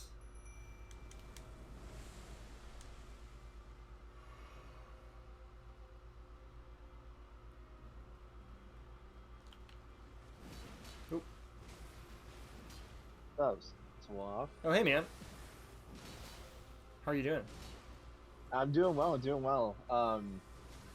just trying to get over the cellulitis / staph infection I've had all like the past 2 weeks. Oh man, that sucks. Yeah, I've got it, like it's all been all up in my arms and stuff. It's horrible. It's been awful. How did that happen? I don't know. No idea. I asked the doctor. I went to a UT walk-in clinic, and they were like, "It's probably spider bites," and they gave me freaking steroid cream for that. And Man. Nope. I had to go back. I had to go to the ER twice. Jeez. Yeah, and they were like, "Nope, that's definitely a type of staph infection." There's just been like red spots showing up on my arms, and they've been super swollen. My whole left forearm has been swollen for weeks. Jeez. It's terrible, dude. It's been awful. Man, you've had a rough go at it. I remember that your COVID experience was like among the more harrowing I've heard. Well, the first one, I've had COVID a couple of times. Like the first one was the worst by far because half of my face stopped working, so I ended up getting Bell's palsy from it. And then like the COVID after that hasn't been terrible. It's been like like the flu kinda, or just like a cold. Right. It seems like it is getting more mild for people. Yeah, which is a good thing. Even though there's all kinds of variations that they've been talking about that I hear. So Malenia, I've been wanting to tell you this, but it's kind of confusing to type in chat. Sure. There's a trick to dodge waterfowl and not get hit at all. Is this the ninja move that Cam and I were talking about not having learned? No, it doesn't require any weapon arts or anything like that. Okay. What is your way? So I think what you're talking about is probably quick step or bloodhound step, right? I don't remember. I don't know if I've ever even watched the video essay explaining how to do it, but I remember seeing people talk about it on Twitter, and it seemed like a lot of like really specific roles with like specific camera angles and things like that. No, not really. Okay, so how it works is when you see her go up, you just turn. You have to make sure that you have enough room, but you turn the opposite direction and you hold your sprint button and just sprint away from her. Yeah. She does like 3 separate instances of the waterfowl before it ends, right? So she goes like the one big slash towards you, another big slash towards you, and a third big slash towards you, and then does the end move, and then it's over, right? Yeah. So you run away for the first 2. You just run directly away from her for the first 2. On the third one, you run towards her, and you just dodge roll through it a couple of times, and you won't get hit by it at all. That's it. It's that simple. Dodge roll through it forward. Yes, you dodge roll towards her and go around, and you just go through her. Like, you run away from her for the first 2 instances of it, and on the third one, you run directly towards her, and you dodge roll through the slashes. Is the third one the last one, or is there one more after that? No, after the third one, it does. She stops after the third one. So she doesn't move forward anymore. But after the third series of slashes is over, it does do like one little baby slash thing again after. It doesn't do as much damage or anything. But yeah. But there's only 3 big instances that she like rushes towards you with all the million slashes or whatever. So you run directly away from her for the first 2 instances of it, and then for the third one, you dodge roll through the slashes, and then you dodge through the ending baby slash thing, and you're good. I think the thing that has gotten me so many times on stream already is like being too close to her when she jumps up. Yes, and you've gotten yourself locked in an animation. I've seen that. Yeah. Yeah. So I mean, I guess it's hard to know like how to really engage with her from any sort of distance, because if I'm not trading aggro with somebody else, which I have always done this with a co-op partner actually. Right. I'm not gonna lie to you. I've never beat Malenia by myself. Yeah. The first time I ever beat her, though, I beat her with a Mimic Tier, so I don't really consider that to be quote unquote by myself. My Mimic Tier did not last very long in either of the fights that I've used with it. Well, they've heavily. I used my Mimic Tier before it was like pre-nerf. Oh. They nerfed it into the ground, but I used it pre-nerf. Yeah, there's been a lot of funny like little things I've done to beat Malenia. It's really hilarious. Like, what are your meme builds? Tell us. Well, okay, so it was not meme builds, but like I was using like a quality builder. I think it was a pure strength build. I can't remember, but I forgot what it's called. It's called Prelude's Charge, I think. You know, the hammer move where you like slam the hammer down and you like move forward like it's a lawnmower and it leaves a fire trail behind you. That stun locks her. Really? Yeah, no matter what, it staggers her. So you can push her into a wall, and like I've had another player with me that did it. So me and this player were doing it back and forth to just keep her stun locked on the wall for the first whole phase, and it works like a charm. Because like at the end of it, when you do your big slam, when you like throw the hammer back, I think it knocks her up. So the other person can just start immediately after you're done. It's really stupid. I don't know if that works anymore. I think they patched it out, but it was really funny. It was really stupid. And is Rivers of Blood also like a very common Malenia tactic? Because bleed gets her a lot, right? It was pre-nerf. Because like now, Rivers of Blood is finally, I feel like, balanced. So like they nerfed it into the ground because it was way too strong, right? Right. They nerfed it real bad, which is good. Because it was way too powerful. So they kind of gave it a buff after the big nerf. So how they nerfed how much bleed it did.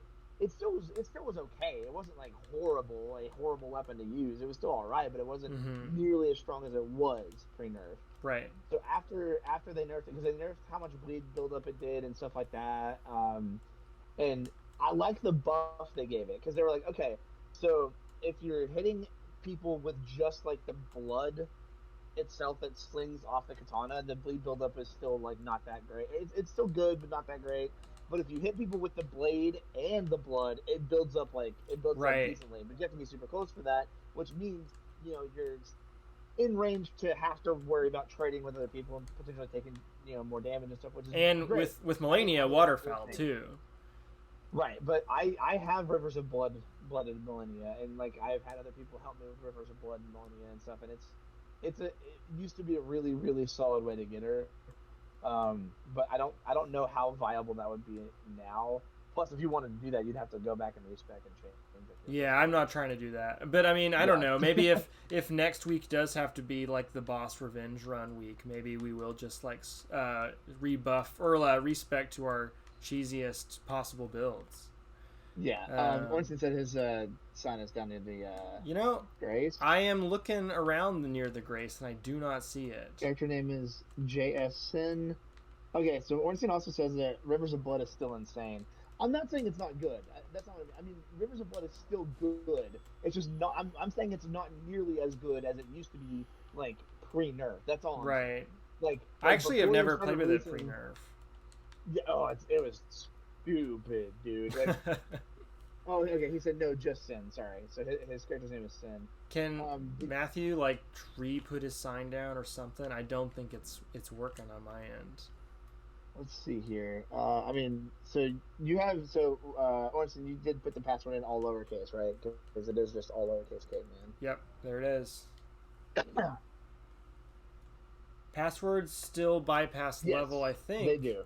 They absolutely 100% do. Yes. So yeah, like somebody can be still level 1, and the other player is level 200, and as long as you have a password, it doesn't change anything. So yeah, it would bypass all that, so you can summon each other and stuff. I'm gonna give you a sec, Matthew, and then I'll probably get a rando, and then try again in a minute. He did put another sign down. Oh, so. There it is. Sin. Let's go. Katana build. Yep, just something wonky that happened. Yeah, I mean, I'm watching your stream for context, and I know it's like your stream has been like kind of off and on laggy. Like not man, like that's such a bummer. It seems okay right now, but like it has been like stuttery. Also, I'm very surprised I haven't cussed. Yeah, good for you. I've been trying. I'm in my head about it. I've been actively trying. I always have to be like mindful, like heavily mindful about it when I'm in these things. I'm like, you do a good job. I'm just like, I want to say F. No, don't say F. Don't say that word. By the way, speaking of stream having issues, what is your take on the computer discourse from earlier? I know you're very much a PC person. Yeah. So like, and I know you were talking about getting a Mac for other reasons other than gaming and stuff like that. I don't know anything about Macs in regards to gaming. I know they're like really good for production and stuff like that. So well, okay, so here's the thing. I think that gaming and streaming are two different things. Like, because I can hook a console up to something that I stream on, and it's working in a completely different way than like me needing certain specs for certain games, which I'm not that worried about, like missing out on PC exclusives or whatever. It's not a thing that I mean, like, I think you get Steam on Mac anyway. And so there's a lot of Mac games on Steam too. Well, I mean, they're just games. I don't. Again, like, I'm not sure exactly how the whole thing went. Is he waterfowling in Malenia? Giving a hit? Oh, he might be. That's funny. It looked like he was waterfowling Malenia. There it is. I was far enough away that time. But yeah, okay, yeah, your stream is like 10, 15 seconds behind for me. That sucks. Yeah. Okay, did you see what Ornstein did there? Did you see that? That's what he did exactly what I was talking about. The dodge? Yeah, so like when she started waterfowl, he ran directly away from her for the first 2 instances. And when she did the third one, he like ran towards her and like rolled through it.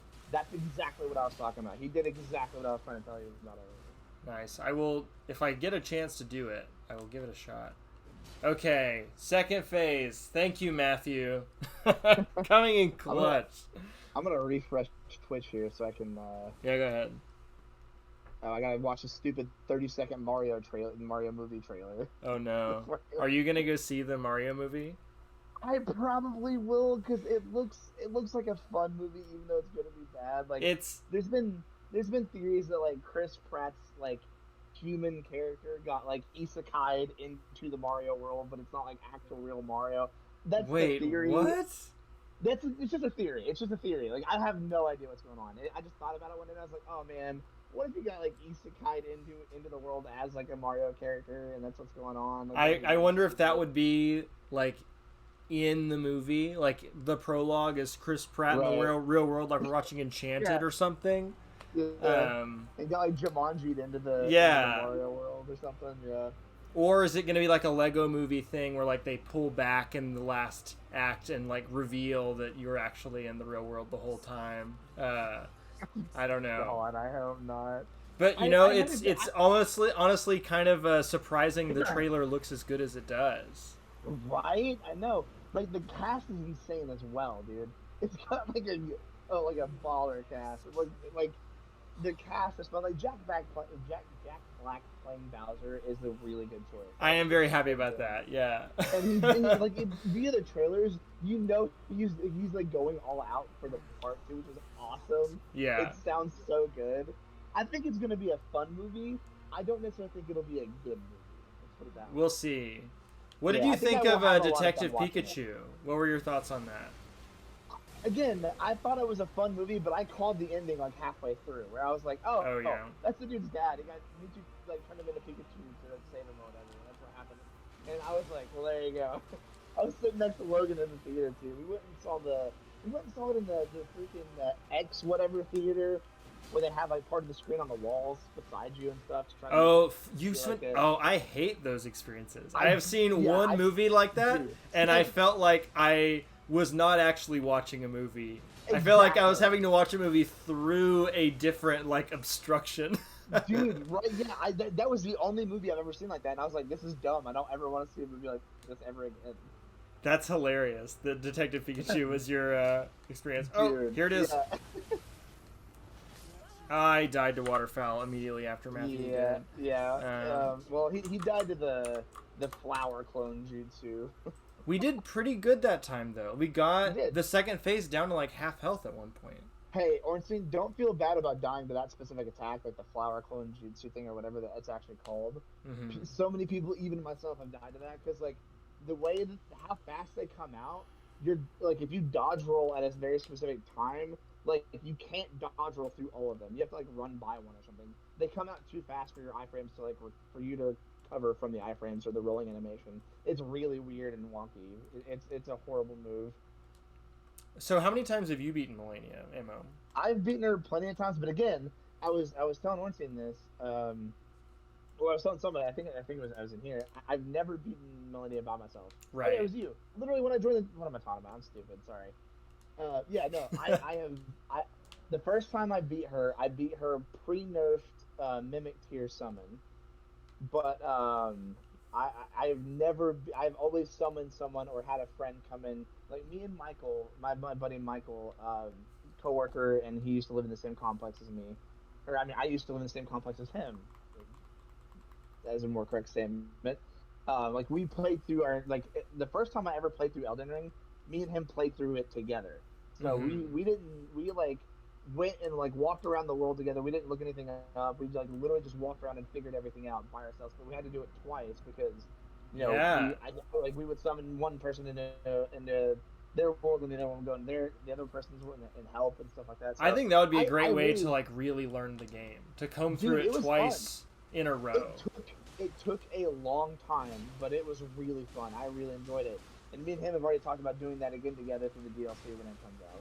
I think that's kind of what stream experience has been. I mean, I'm not obviously summoning into Cam's world or anything, but having to experience the game so slowly, like spaced out by weeks, I do think that changes like how like what my experience with the game is like.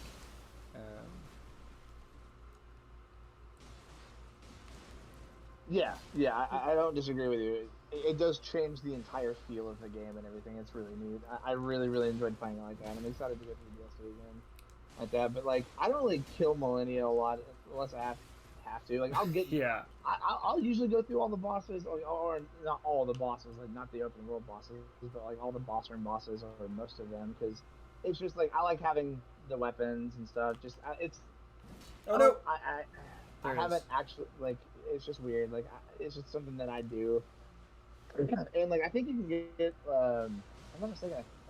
I will kill her for some extra runes. Is kind of the thing. Just as a laugh, I just want some extra runes. I'm gonna go kill Malenia real quick. It's like not okay. So it's really funny because there's a glitch that still works that you can get like a lot of runes really quickly. And it's really funny because I don't know if they've patched. I don't think they've patched it out yet. I do it on PC and PS5. It's really funny. It involves you like going to Moog's underground palace thing and like going to a very specific place in there and then like jumping off of a ledge while swinging your weapon because it doesn't kill you. You just like infinitely fall and it kills everything on the map because it despawns them and you get like 300,000 runes and you can do it in a matter of like 30 seconds. Man, that's insane. It's really funny. Yeah, it's really funny. I'll do it to like that's how I was keeping up with you on levels and stuff and how I was gonna hang. I was just like, if I didn't go gain a couple levels real quick, I'll just go do this a couple times and I'll have like 600,000 runes in a matter of like a minute, and I'm like, cool, I can level up with these times. It's more like 150k you get every time, but still, it's really funny. So I used to like want to kill Malenia just for like the 300k that she gives you in the room or whatever, but I was just like, whatever. whatever. I'm now I at the don't do point that where early runes too. mean nothing to me because I'm Yeah. at max level and I have nothing to buy. So I What level just did you stop at? 130. 130. Okay, all right. Is that's what most people are doing for PvP, right? Well, it's funny you say that because okay. So as you know, I watch a lot of Chase the Bro. That's how I learned. That's what got me. That's what made me fall in love with Dark Souls 3. Yeah. He was watching Chase the Bro videos. I love his content. He's a really funny guy. He's great. Really good at the game. And I learned a lot from just watching his videos. And like he's finally got like he's been doing weapon showcases for Elden Ring. Mm-hmm. So he hasn't really been doing a ton of invasions, but he's now getting back to invasions. So I'm starting to watch his videos and learning more about Elden Ring and how it works and movement and stuff like that, which is really cool. And I figured out how to do like the instant backstep thing.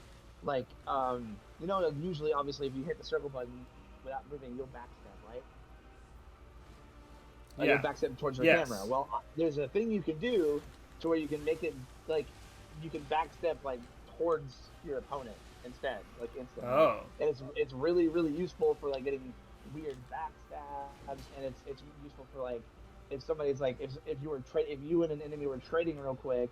Or trading and you do more damage and they like start like backing up. It's a quick way to get like your backstep weapon attack out real quick because it's a fast attack or whatever, and you can like backstep towards the enemy and throw it out and you'll hit them and stuff a lot. You can like it's a good way to roll catch or whatever. It's actually really simple to do. Like way easier than I thought it was to do, but like I didn't understand how to do it until like somebody explained it once, and I was like, oh, that's really easy, and I can do it pretty consistently now. I never learned how to do it for Dark Souls 3. I learned it in Elden Ring specifically, but it's a really neat thing to learn. Man, that attack that she just did to Ornstein, I don't know if you have seen it yet, but when she like sends out a bunch of ghosts to attack you first, and then she swings down and attacks you, insane. Yeah, that's what I was calling the flower clone jutsu thing earlier. Deeply unfair. Yeah, I can tell Matthew has no flask left too. That's a bummer. We're doing good. I mean, he's holding on. He's hanging in there, man. I'll try to hold her off as much as I can.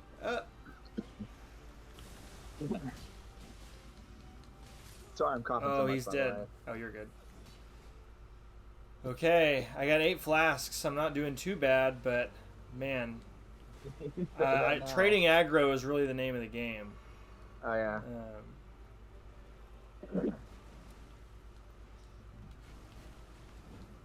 This might be it. Oh no. Okay, still alive. Oh, not a lot of heal windows. Yeah, no, Malenia's aggro and tank, dude. She's crazy about it. Oh, there it is. I died. Oh, it's so close. Man. Okay, I'm down to go a couple more times, Matthew. Maybe to like 1040. Maybe 1045 if it's tantalizingly close. Yeah, that should give you a couple solid runs. Ornstein's been killing it. He's doing such a good job. I can tell that this is a guy who has beaten Malenia on his own with no cheeses many times. Or 3 times. 3 times. Oh, man, if I can cheat some stuff, you know, I'll do it. Like, if it's annoyingly... Like, the thing I don't like about Malenia, the boss fight would be fine, I feel like, if she didn't heal off of every hit that she gets. Absolutely. That's the annoying part. So demoralizing whenever you get her down to very low and then, like, she just gets it all back. You like hits you twice and it's like, oh cool, all that damage you just did, all that like 40 hits you hit me with, that meant nothing. Yeah. Yeah, it's real cool. It feels real good. No, okay, so speaking of, I forgot to mention this too. So me and Michael were playing through the game together, right? Yeah. And we got to the end of the game, finally. And we walk in the room to go fight Radagon, and we discover a glitch to where like if I summoned him into my world, we were fighting Radagon, right? Or I think he summoned me or whatever. Or I summoned him, and I would enter the boss room and stay at the very front of. I wouldn't move a step after I would walk in. He would walk up to Radagon and run up to him, and Radagon would just turn and look at him and then not react. He'd just sit there, not do anything. And we found out that if one player walks up to Radagon in the room at the very beginning, doesn't swing anything, Radagon will turn and just look at you. If you do not swing at him, he doesn't swing at you. Right, kind of thing. Well, no, it's a glitch. I don't know if they probably patched it out, but like, what happened? Like, the player like walks right up to Radagon, and like he just turns and looks at that person that ran up to him. Yeah. You can then go behind him and start attacking him, and he won't react. But if you attack him too much and make him flinch or something, he'll start fighting normally. Right. So like we found out that like the second player can just like walk up to him, get behind him, and he won't react. And you just hit him a couple times, hit him a couple times, and wait, and you can just kill him that way, and he won't ever do anything. So first player doesn't move at all. Right. Yes. Man. And we didn't look anything up. We didn't do anything to figure. We just accidentally figured out that's how it works. Like he just did it. Like ran up to Radagon, he didn't react. He was like, "Wait, what?" And then like we started messing with it. We started like doing some testing and whatnot, and like seeing like what would trigger him to like fight us, and like what wouldn't work and all that. And like it was really interesting that we just accidentally happened to like find that out. Like it would be kind of cool if there was a boss. I guess there kind of is with Priscilla in the first game, where like if you don't fight them, they don't fight you. Oh yeah, I forgot about that. Yeah. But with Priscilla, you don't get the boss health bar until you initiate the fight. I'm so sorry. I was hoping I could. Oh no, that was my fault for being too close. Again, you always got to be prepared for waterfowl. Man. Right. Like, you always got to be ready for it. Like if you see her, if you think she's gonna jump, don't do anything that's gonna lock you up in an animation, man. Right. Just don't do it. But like Ornstein said, I think it triggers at 70%. So once you get down to about 30%, her health 30% lower, or 30 or 40%, something like that, then yeah, that's usually when it triggers. I think I get too confident, like being close to her in the first 30% of the fight. Yeah. And then like I forget to switch over. But I really should be acting like she has waterfowl all the time. Yeah. Yeah. Ornstein says, yeah, I can consistently not die to it. Sometimes I get clipped though. Yeah. I've seen you. I saw you that first time. You did amazing. I was literally telling Swafford. Yeah. Yeah. Like you literally did it. That's why I was like, oh, Swafford, just watch Ornstein. He's doing the thing I was telling you about. Yeah, you can dodge the entire thing without getting hit, without any weapon arts or anything like that. Right. I like before they nerfed Bloodhound Step, I would use that to get out of it, and I would I could consistently dodge it with Bloodhound Step and not get hit, but now that it got nerfed, you can't really do that anymore. It needed to get nerfed, though. I'm glad they did. Waterfowl or Rivers of Blood? Sorry. No. Bloodhound Step. They nerfed Bloodhound Step. You know, I haven't really run into all that many people using it, which does not seem to be consistent with what I've heard other people describe. Well, again, it was really heavily used before, like, pre-nerf. So, like, because, like, if you consistently use it, the movement gets worse and worse. Like, it gets really bad. But it used to not do that. So, like, when it was first around... Oh, wow. Yeah, there's waterfowl. When it was first, like, being used or utilized or whatever, it would... you could, like, just spam it and go... Like, you, like, basically were invincible. You couldn't get hit. God! It was very hard to hit a player that was spamming Bloodhound Step. Do you think that Phase 1 is in some ways harder than Phase 2? No, I would say Phase 2 is definitely harder because she has like the flower clone jutsu thing. She has other moves, like she can do the big. If you miss time to dodge on her, like the Phase 2 beginning move, she can do that later on in the fight too. Like yeah, if you miss the dodge roll on that, you're screwed. Like. I don't know if I'm imagining it, but it feels like the rhythm of the fight or the speed of the fight is a little different, and that I feel like I have a little bit more room to breathe in Phase 2. But I will give you that. She does do a few other moves that kind of lock her up. Ornstein disagrees. He says that Phase 1 is way harder. Oh yeah, okay. That's validating to hear that she has more openings. That's true. I didn't really think about that, but no, that's a fair point actually. So. Yeah, maybe. I mean, I don't really know. I just kind of like don't like the Malenia fight. I like really only fight her if I have to. I think Malenia is cool as a character. She's fine. Yeah. I'm not crazy. I'm not like, oh god, she's so awesome. Like, yeah, she's cool. But, like, Radagon's cool too, though. And all that. Like, I think like, I don't hate Malenia. I don't really like Malenia. Like, she's all right. I find her place in the lore to be way more interesting than where Radahn is. But I think I do agree with Cam that, like, in terms of her as a person, we don't get enough. Sure. I mean, like again, like I can't tell you. Like I was the first time I fought Godfrey and he turned into Horaloo in second phase. I was like, "What is this?" And I was like freaking out. It was so cool. Like me and Michael were playing together, and I was like, I wouldn't shut up about it. I was like, "I love this thing. This is so awesome." The fight is Yeah. super fun, dude. It's just I don't know. Like that boss, I can't get over how cool Horaloo is. I mean, I like just Godfrey as well. Like I love Godfrey's armor. I love his big axe. I love like the lion spirit thing that he's got going on. Like Godfrey is also really cool, but Horaloo, come on. Do you think that Horaloo is meant to feel more like an actual fighting game character has been placed in this universe? I would say probably no, just because of how big the AOE's are. But I mean, like, okay, so if you were to take all those moves, like his stomps and stuff, and reduce them from being big AOE's to like, I don't know, like, hits. I guess if you turn Horaloo into like a 2D fighting character, he would probably fit really well. So actually, I mean, I don't really think that's what they were going for, but I mean, I guess it could translate fairly well. I've heard a lot of people say wrestling, but I mean, there's a lot of for overlap there. Oh yeah, he definitely. He's got a whole move where he picks you up, throws you in the air, jumps up, and power bombs you. Like, Yeah. Yeah. That's definitely a wrestling move if I ever did see one. Man, let's see. I think that we could probably go till 10:45, Matthew, and then I probably want to call it. Yeah, Matthew says, I love all the demigods except Moog. Dang creep. Yeah. He was a creep.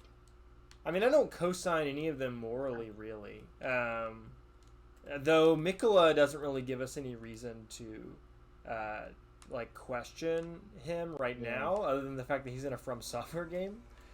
But, you know, the others all have various degrees of, like, we do not stand. Yeah. Do you think the DLC is going to revolve around Mikola? I mean, hopefully. What are your thoughts about the DLC? I mean, I watched Fonta's like 15-minute video, like yeah, breaking me too. down the one screenshot.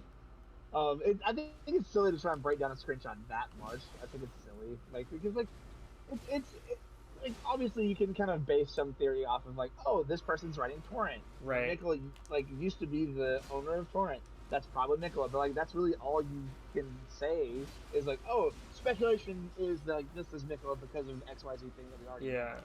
It's possible that Vati will have like picked up on a couple details that end up being very important, but my guess is that there's really only two things to know about the image, which is that person is riding that horse, and there's something around the Erd Tree. Yes, like so, my thought about like the Erd Tree thing, and this is something that Cam told me that I never really picked up on, is like I don't really in these games I don't ever like sit down and read descriptions of items. I'm just like, Dark Souls game, yay! Let me go jump and kick and fight. And I go back and forth. Bosses.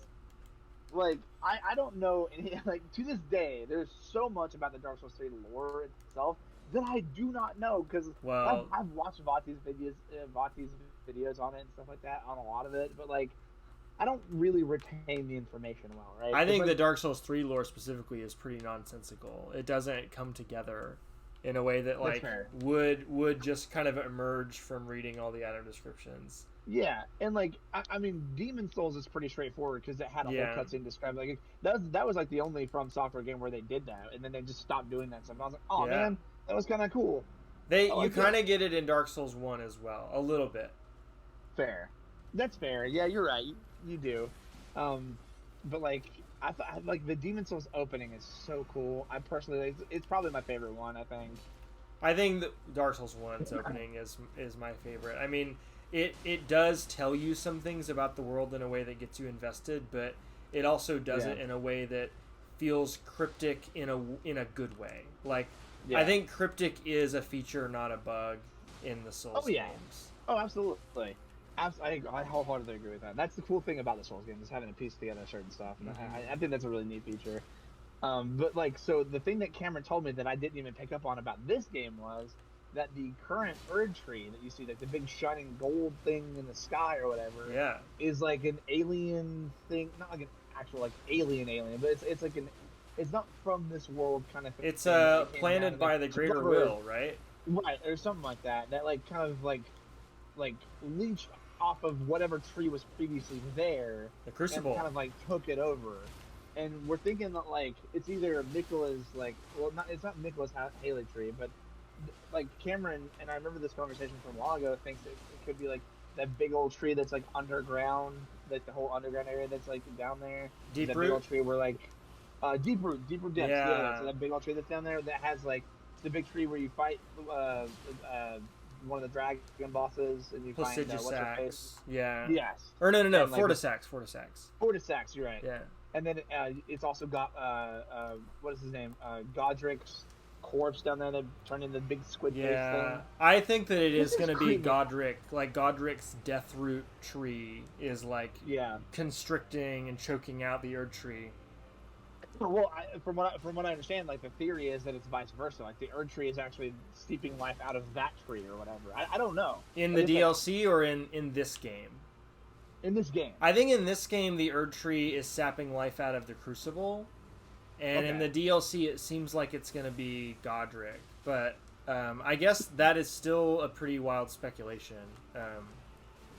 We don't know Also- that much. Can we talk about how cool like the teaser trailer was that they dropped like before Elden Ring came out or anything, before they had any games? Remember we had the teaser trailer and then nothing for like a year and a half. You know, I barely remember it at this point. What was in the teaser Dude. trailer? The teaser trailer, it showed Radagon like hitting an anvil, or I guess it was like trying to put the Elden Ring back together or whatever after the shattering or whatever. People originally thought that he was the one who shattered it, right? Well, And then in the opening cutscene to this game, you see both Mirka and Radagon in the shattering moment. Right. It's crazy because like even in that trailer, it also showed the people like the assassin guys, the black hooded or the black whatever assassin, Black Knife Chasing- assassins. Yeah. black knife assassons chasing Godric through the forest, and it showed like Godric Oh die. wow. Yeah. Maybe I never So, like, watched that. I need yeah. to go watch it. So like what the crazy thing about this stuff to me is like it's like, oh, here's the like the little intro to this game, right? And then you go play the game and all of that has already happened. You're like way further past that. And it's like, oh, that's weird but kind of cool. They like gave us small baby lore drop at Yeah. the theater trailer, and then like they just kind of like in the background talk about it and item descriptions talk about all that stuff, like of what happened and all that. It's really cool, but like really weird. Oh, we might be about to get it. Oh, we did! Nice. Yes! On my... What is our Oh, noun you got it verb? Is it Lord? Demigod Feld. Awesome. Yes. Thank you, Matthew. Truly, the MVP of tonight's stream. Matthew, MVP Matthew. Officially a pro gamer. If you like documented for the world to see, Matthew the pro gamer. If your credentials are ever questioned, send them this way. Finral, I think the stream is literally about to end. Actually, It is about to end. Swaff was just going to food. He was just going a little bit further. He was just going on a little bit without Cameron because he wanted to get Malenia done. Well, she is now done. Yep. So, man, thank you people who have stuck around and watched. Thank you, Emma, for coming on and talking to me. That would have been much less interesting to watch, I'm sure, if you were not here. Well, I mean, I'm also down to sub in for Cam if you ever want to do a day that he has to skip. Like next Monday, I don't know if you're busy, but if you wanted to stream or anything, I could step in if you wanted to. Perhaps. I'm trying to think, what could we do that isn't, like, actually the end game, you know? Yeah, we can just do a because bunch of PvP. We could do... Ooh. Do you want to do a Coliseum stream next Monday? That would be really fun. Yeah, we can. But wait, I do we think have compatible systems? Yeah, PS5 and PS4 are fine. It's just... I don't know what was going on that day. I think not a lot of people are doing the 3v3s, and I don't know how active the arena is going to be. Yeah. So we'll just have to test the waters and see. Because, I mean, you and Cameron were getting a match together. And Okay. so Well, let's we can just... try to see. let's test it out like in the middle of the day next Monday, and if it works, then that'll be the plan for next week. I mean, worst comes to worst, what we can do is there's a couple of really good hotspots for PvP, and like what we could do is like you could just summon me in and Taunter's Tongue, and we could just get 2 invaders and 2 True. Okay, yeah, that'll happen. So next week we'll have our big PvP stream, and then the week after that, me and Cam will attempt to beat Elden Ring. Yeah. All right, but I guess that'll be it. Thanks, Ammo. Thanks, Matthew. I'll see y'all next week. Bye. See you guys.